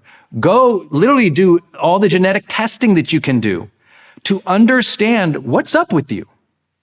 I always tell the story of a friend of mine who's one of my partners in one of my businesses, one of my best friends in the world, who discovered at the age of 40 that, every morning he always had the sniffles and his nose was running and he's clearing his throat and everything. And found at the age of 40 that he was allergic to eggs. At the age of 40. Didn't know, spent 40 years having these reactions that made him fatigued and blowing his nose and everything because he was allergic to eggs. And I think that's a sad thing about our society is that we're not taught or trained or honestly empowered or equipped or served with some simple health support when we're young that says, hey, look, seems like you're allergic to this thing. Don't eat it. I mean, how is that not part of our educational process, right? Or healthcare system that, of course, we would all find out very early on and be tested multiple stages of our life, including every new decade. What are we allergic to? What preconditions might we have? What's our genetic makeup leading us towards? So this is where I say health is luck, right? Health might be luck, but it's your job to be aware. Your job, no one else's. No one's going to come and save you here. You've got to do the testing and see the medical professionals and dietitians and people who can help you optimize and care for your body. I believe that has to be something we demand of ourselves. It's not served to us, at least not in the society I live in. So we have to take accountability for that. So health is luck, ... I don't think there's a more easy access to a greater sense of purposeful being than being more intentional in the relationships we have. But that often happens because one of two things. Either one, we suddenly realize that the purpose of life is manifested through our relationships. The purpose of life is manifested through our relationships. You've heard all the growth day teachers talk about the research about how it's your relationships that actually leads to the highest levels of not only positive well-being, not only life satisfaction, but longevity.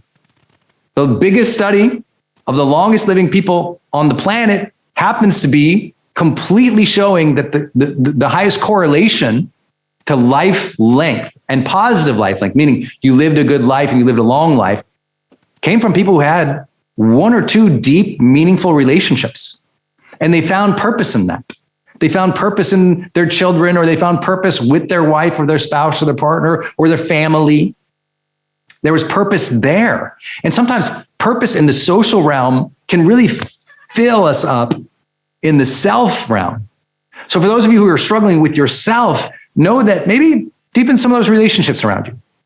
Reminder to all of you, if you're struggling in any relationships in your life, that is, as a Growth Day Pro member, when you click the Learn section and you watch past events under the live events section, you'll be able to see an entire month's training that you can sort by on relationships. And I think that's a really important call out here. We've got, I taught relationships for 2 hours there. Jenna Kutcher did, Koya Webb did, Anthony Trucks did, all 8 of our teachers or so taught an hour on how they have learned about relationships from research or their coaching or teaching practice and what they do in their own life to develop those relationships. Please remember, anytime you have a frustration or a conflict or an argument with another person, please remember you are dealing with a trauma survivor. Please remember you are living with a trauma survivor. Please remember you are working with trauma survivors. You yourself have survived traumas and struggles, unfortunate incidents, brutalities, difficulties, awful situations in your life. You survived them. You're still here. You're still working through. You're still showing up. You're still working on yourself. If you can put the humanity in the other person and realize they have also struggled and, more importantly, survived traumas, this will allow you to now be more compassionate, empathetic, patient, and understanding. Because raise your hand if you think sometimes you're in a conflict with your spouse, your partner, or someone at work, and they might be acting out from old triggers and traumas. Raise your hand. Right? You think you're fighting about the vacuum cleaner. They're fighting about something that happened in the 5th grade to them.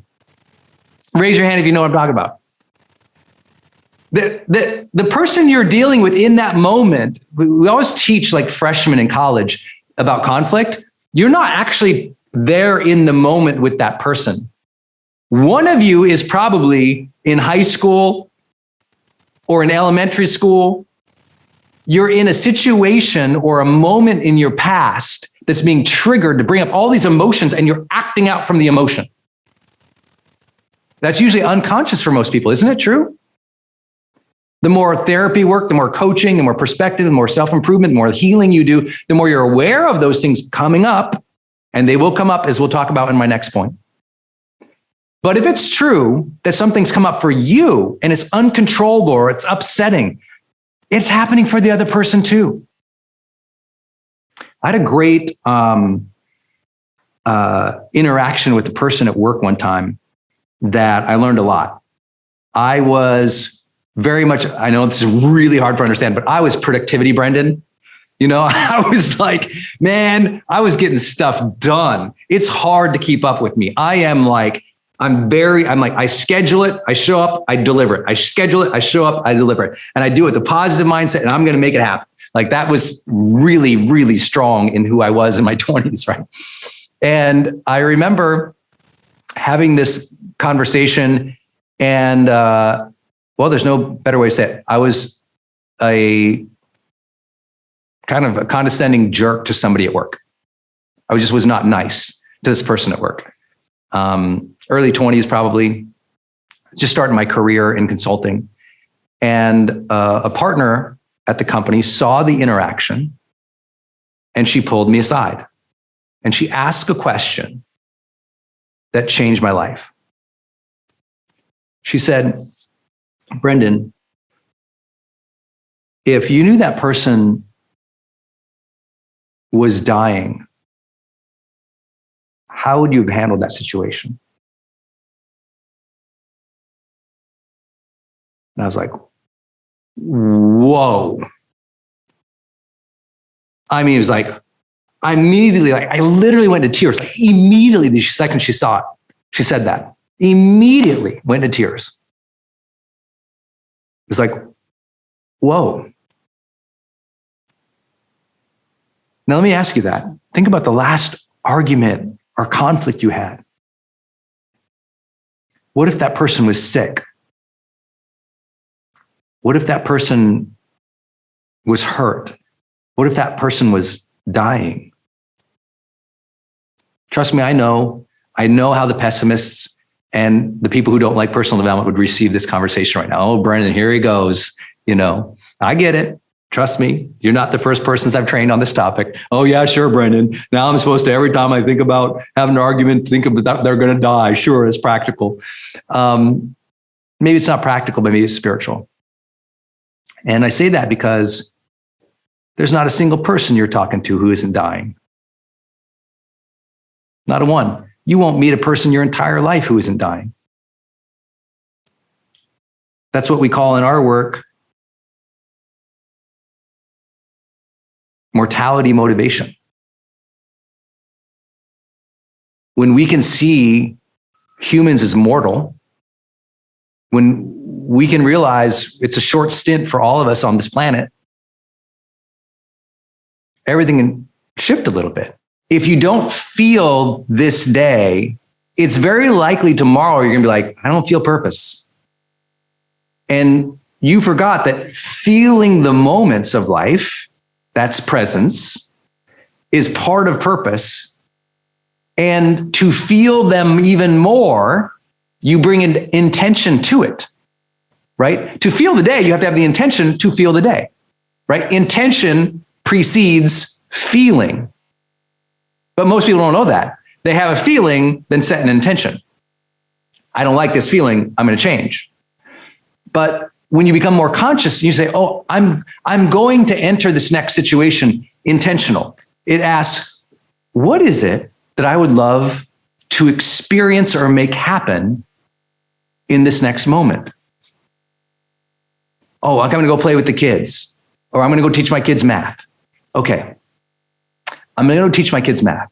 Let me not just show up, plop the book down, look at them and go, what are we doing? But instead, say to yourself, okay, I'm about to go teach my kid math. How would I like to do that as a parent? How would I like to show up? What would I like that learning experience to feel like between us? Father and son, mother and daughter. What do I want that to feel like? Even if they don't learn well today, what do I want the end of our learning session to feel like for them? What association do I want them to create with learning math today? Now notice, that took me, I think I clocked it right, just under 30 seconds to ask those questions of myself.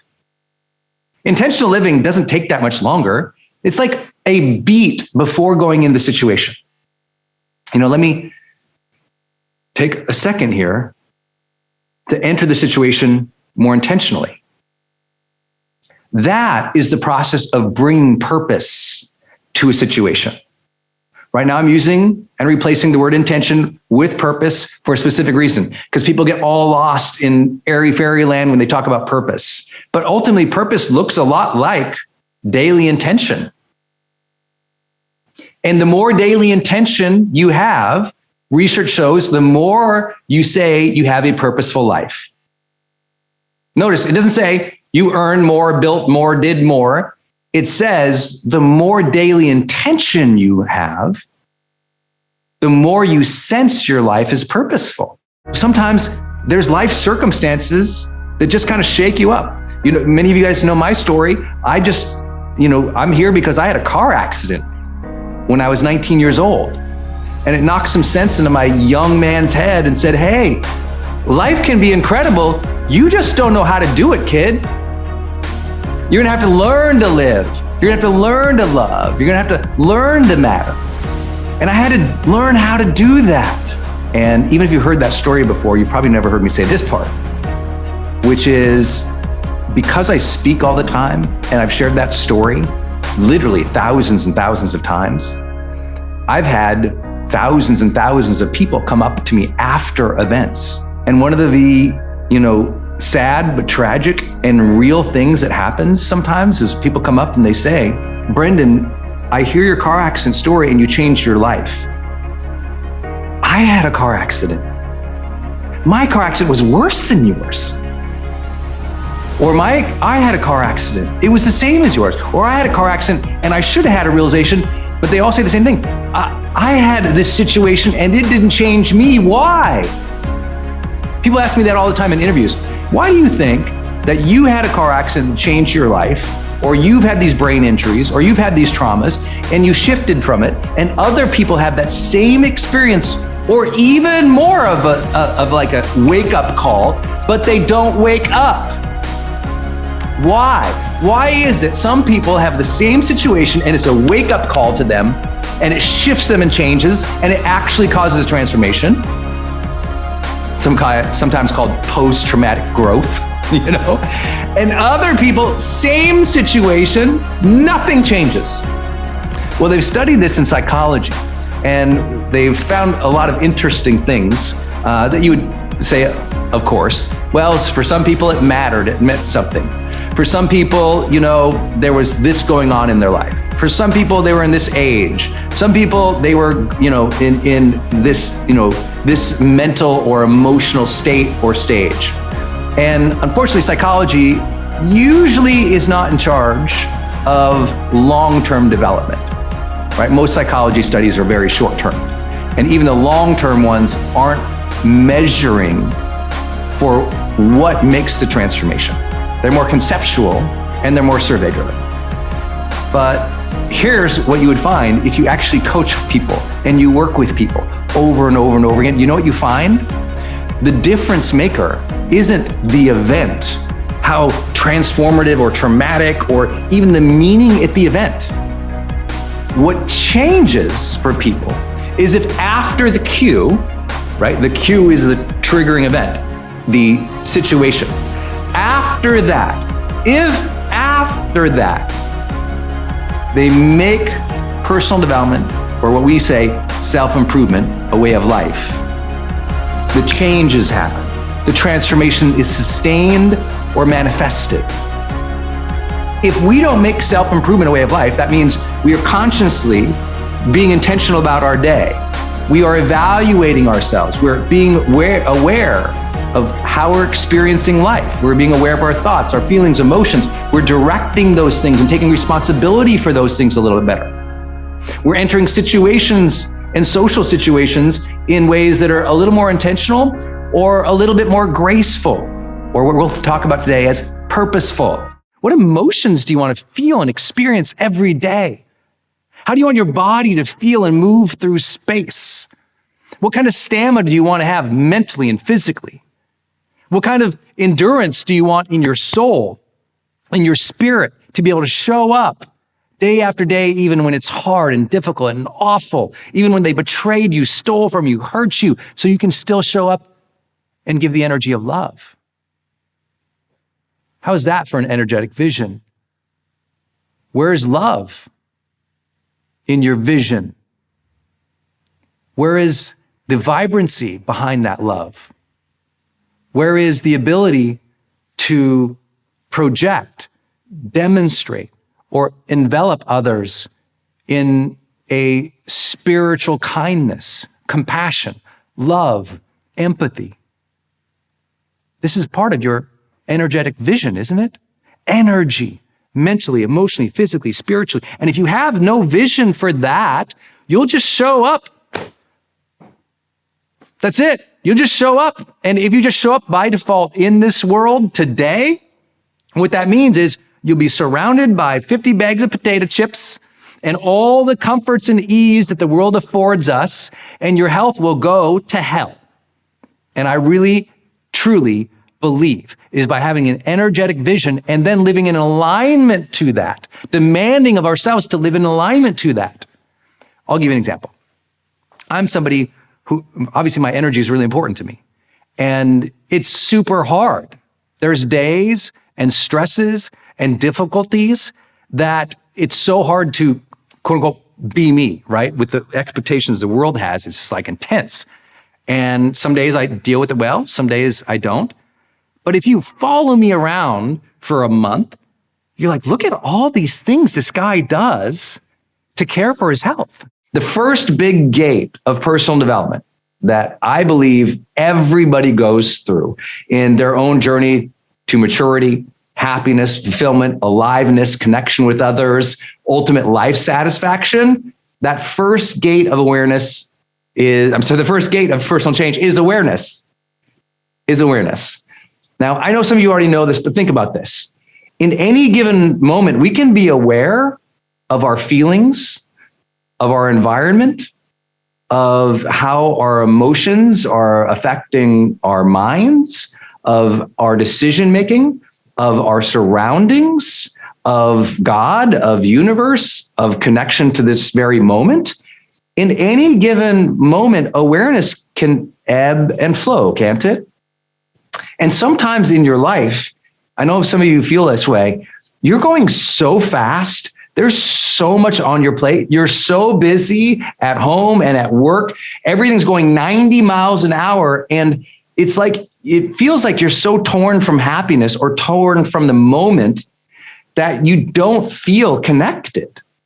And that is when awareness is sort of out the door. And that's why in the last decade, the topic of mindfulness, went from sort of a subtle art to like a societal need.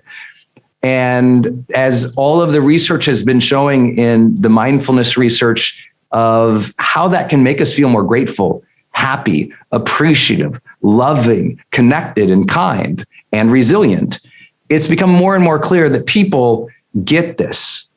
But you don't go through the gates of awareness all the time by choice. Sometimes it's pushed upon you.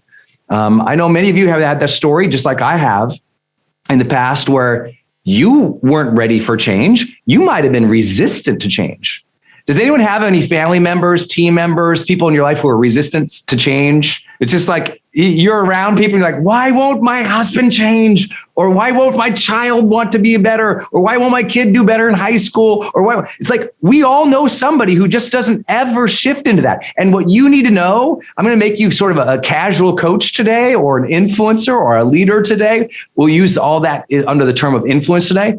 If you want to influence others, you have to understand they're not going to start taking action to change until they've gone through the gate of awareness. And sometimes that gate of awareness, you can inspire it, you can role model it, and sometimes life just has to happen for them. We all know people like that. It's not a judgment. Sometimes you can't be responsible for everybody else in their lives. You got to let life be their educator. Would you go to, one of your random neighbor's house? Would you go there and, pull up with a big dump truck of garbage and shovels and just go start shoveling in and breaking their windows and vandalizing their house? Of course, everyone says, well, no, I wouldn't, unless you hate your neighbor. But most people don't know, what are you talking about, Brendon? Would I vandalize my neighbor's house and throw garbage in? Of course I wouldn't. And yet we vandalize the very temple that we have been given. We throw garbage in the very temple that we have been given. And what I found through years of studying psychology, but also actually doing the academic research and also doing the field testing with all our millions of high-performance clients over the years, is as one's self-respect and self-worth go up, their health habits improve. In fact, often when their health habits improve, their self-respect goes up. I really believe it is a perpetual evergreen loop. Someone with greater self-respect and self-love, of course they want to care for their temple because they care for their life. They care for their energetic force. They see themselves as stewards of the temple or stewards of the energy or the spark inside. They care for their energy levels because they care for themselves. And I've been there. So if you think I'm preaching here, for those who don't know my story, when I was 19 years old, I had suicidal ideation and planning. I'd had a huge breakup in my life. I did not have the emotional tools needed to deal with that situation in my life. And so I fell into a deep pattern of self-hatred and stopped taking care of myself entirely. I mean, entirely. Not eating, not showering, not, doing anything. And so I understand that path. I've been down that path. I've coached through that path. And I have to share with you that we have to be attentive to the deep correlation between how we care about ourselves and think of ourselves and our self-worth and our health practices. It's really vital. It's very important. If you're not taking care of yourself, there's an emotional reason and an identity reason. Something about yourself that you are blocked by, upset about, angry about, sometimes disgusted about, or there's that self-hatred. And so I'm here to tell you that is one reason, especially in the world of mental health, I'm always like, see a therapist. If your health practices have sucked for 2 decades, if your health practice has sucked for a decade, don't blame it on your sweet tooth. Go see a therapist. Get some emotional support to understand what's the underlying thing happening here that I'm not taking care of myself. So I begin our health conversation by recommending therapy if you have not been practicing health habits well, especially over a period of time. There's sometimes trauma there. There's sometimes negative self-talk there. There's sometimes patterns that are hard to break without a professional assisting you. And so I'm always that person who's like, hey, I'm gonna tell you to optimize. I'm gonna challenge you. I'm also gonna say, if you've really struggled with this for a long time, get some help, babe. Sometimes you need that. And so please hear that respectfully from me because I care about your health. I learned this in mediation training and certification. This one really changed my life. It said, most people, they're arguing about several pieces of content, right? Several topics they're arguing or they're mad about. But often those topics can fit in one bucket. It's an interest that they have. Not an interest like curiosity interest. It means it is something that is important to them. So if interest doesn't translate in other languages sometimes, it's something that is important to them. So let me give you an example. And I know you've been there before, so let's just take it right into your house, okay? Maybe you're in a conflict with your roommate or your spouse, or your partner, the kids, and the conflict can sound like this. You left the pizza box out, you didn't vacuum, you haven't made your bed, and I'm sick and tired of it. And now what happens? The kid, the spouse, the partner, well, they go, yeah, but one time I made the bed. And no, I didn't know how to use the vacuum. Or what do? They argue the content points of what you just said. When someone argues the content points of what you just said without acknowledging the interests, that just says they probably haven't had training before. Because listen to what that is. Pizza box, vacuum, make the bed. Those are all interests. Those all go in a bucket of what? What's the bucket you would label those content pieces? What's the bucket called? Those go in. Well, the bucket says, it's important to me to have a clean house. They just didn't know how to say that. It's important for me to have a clean house and important to me to have support in making that happen. Important for me to know that you know that's important to me and to help me out. It makes me feel safer, happier, more relaxed in my house when things have a little more order. But they don't know how to say that. So good listeners listen through the content for what's important to them. So instead of saying, well, I do clean sometimes, you go, honey, I hear it's important for you to have the house cleaner. Notice I didn't have to agree. I'm not talking about all the points. It's just acknowledge the overall interest.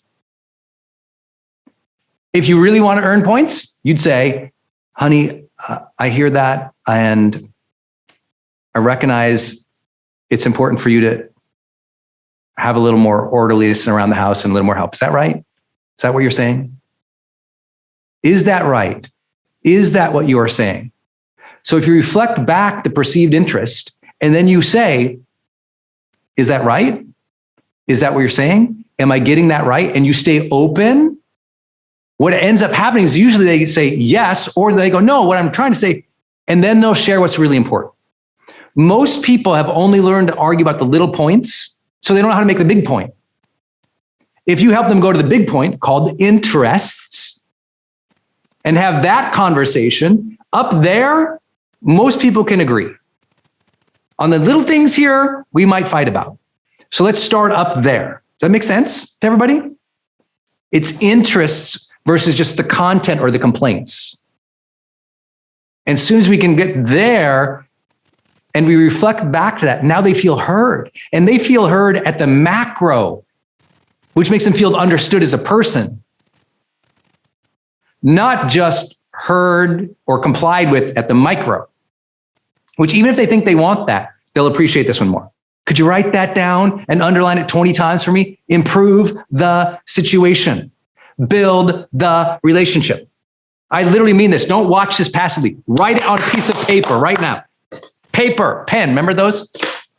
Improve the situation. Underline, underline, underline. Build the relationship. Underline, underline, underline, underline. If you could do me that favor, we just change your life forever. If you can look at that piece of paper before you have that next difficult conversation, we just change your life forever. Improve the situation. Build the relationship. Someone make me a quote card and post it on social media. Tag me up. I want to see it. All right? Improve the situation. Build the relationship. From that perspective, everything can change. Now, trust me, I know. Already in your mind, you've been thinking, but you don't understand. This guy tweet me. You don't understand. This person said this on social media. You don't understand. I got this email. You ain't met my husband yet. I know. You're like, oh, you don't know my boss. You don't know this. No, I do know. I've worked with them for 15 years, every single week through conflict relationships. I've been there. I've seen it all. And I know those with the higher intention win over the long term. Now, we're going to talk about how to deal with jerks later. But what are we starting with? We're starting with you. We're starting with your frame of the world, shared future, respectful process, empathy and encouragement. We're talking about you, your identity. Who are you going to be? And what are your intentions? We got to start with you. If you start the thought of conflict and you're immediately blaming and pointing at other people, man, you're behind the times. We can't do that anymore. It didn't work. We've tried that in societies. You've tried that in other relationships. You got to be personally responsible for yourself, your identity and your intentions first. Isn't that one of the hallmarks of all personal development work? Personal responsibility. Starts with you. Change starts with you guys. Part of purpose is sensing a mission larger than yourself. Most people confuse that with a large achievement. But what it was meant to be back in the day in these conversations was it meant you can see beyond yourself. I can see the suffering of others and want to be of service to them. I can see the suffering of others and want to be of service to them. Where that means your angry child, or that means the neighbor who's struggling, or your friend who just lost her husband. It means I can see beyond myself, my immediate selfish, impulsive needs, and I can be with someone. I can sit with someone. I can listen to somebody. I can empathize with somebody. Too often we think of service as like donation. Did I donate to this cause? And by the way, please donate to whatever cause that you get behind. But there's different ways to provide service outside of just money. And the biggest part of humanity is learning to sit with people and be with them in their times of need, to let them know you see them and you hear them and you're curious about their story and you want good for them in their lives. Not your way, not imposing your values, not pushing the answer, but literally just honoring them as a human being. To sustain motivation, you have to do two things you probably already know. First, you have to focus. Now, before you turn off the video or go to the next one, listen to this. A lot of people have that initial desire, but they don't look at their goals every single day. They don't revisit every single, let's say, Sunday and say, how did I do this week? How did I do in my health, in my relationships, in my career? How did I do with my finances? How did I do with any other goals that I set up? You have to have that daily discipline to look and focus on what you're doing, and that weekly review. You also have to have the ability to avoid distractions. One of the reasons people love my book, The Motivation Manifesto, is this teaches you how to set boundaries, how to say no, how to push away distraction to own your life again. But here's the deal. When you're focusing on something and you're really dialing in, it also brings your full presence into something, so you perform at higher levels. The second thing you need, outside of focus, is sane motivation, is everyday effort. It's the reason you have to set up habits. It's the reason you have to have a daily routine, a morning routine. It's the reason you have to make sure you have a checklist of to-dos each day. I know that sounds so basic, but here's the funny thing. A lot of people think they'll have motivation one day, then they'll put the effort out. It's like motivation first, they think, then effort comes. The motivation inspires the effort, right? It's actually the opposite in the science of motivation.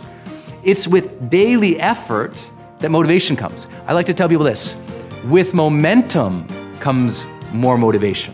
Don't wait for the motivation to go out and take action. Actually, take action first, because just a little bit of progress, a few quick wins, drops dopamine into the brain. We start feeling good and rewarded for our behavior, and suddenly we find ourselves more motivation. So here's the thing. Set 3 goals each day. Knock off each of those 3 goals. If you just did that each and every single day, you'd start feeling more personal power and you start getting ahead.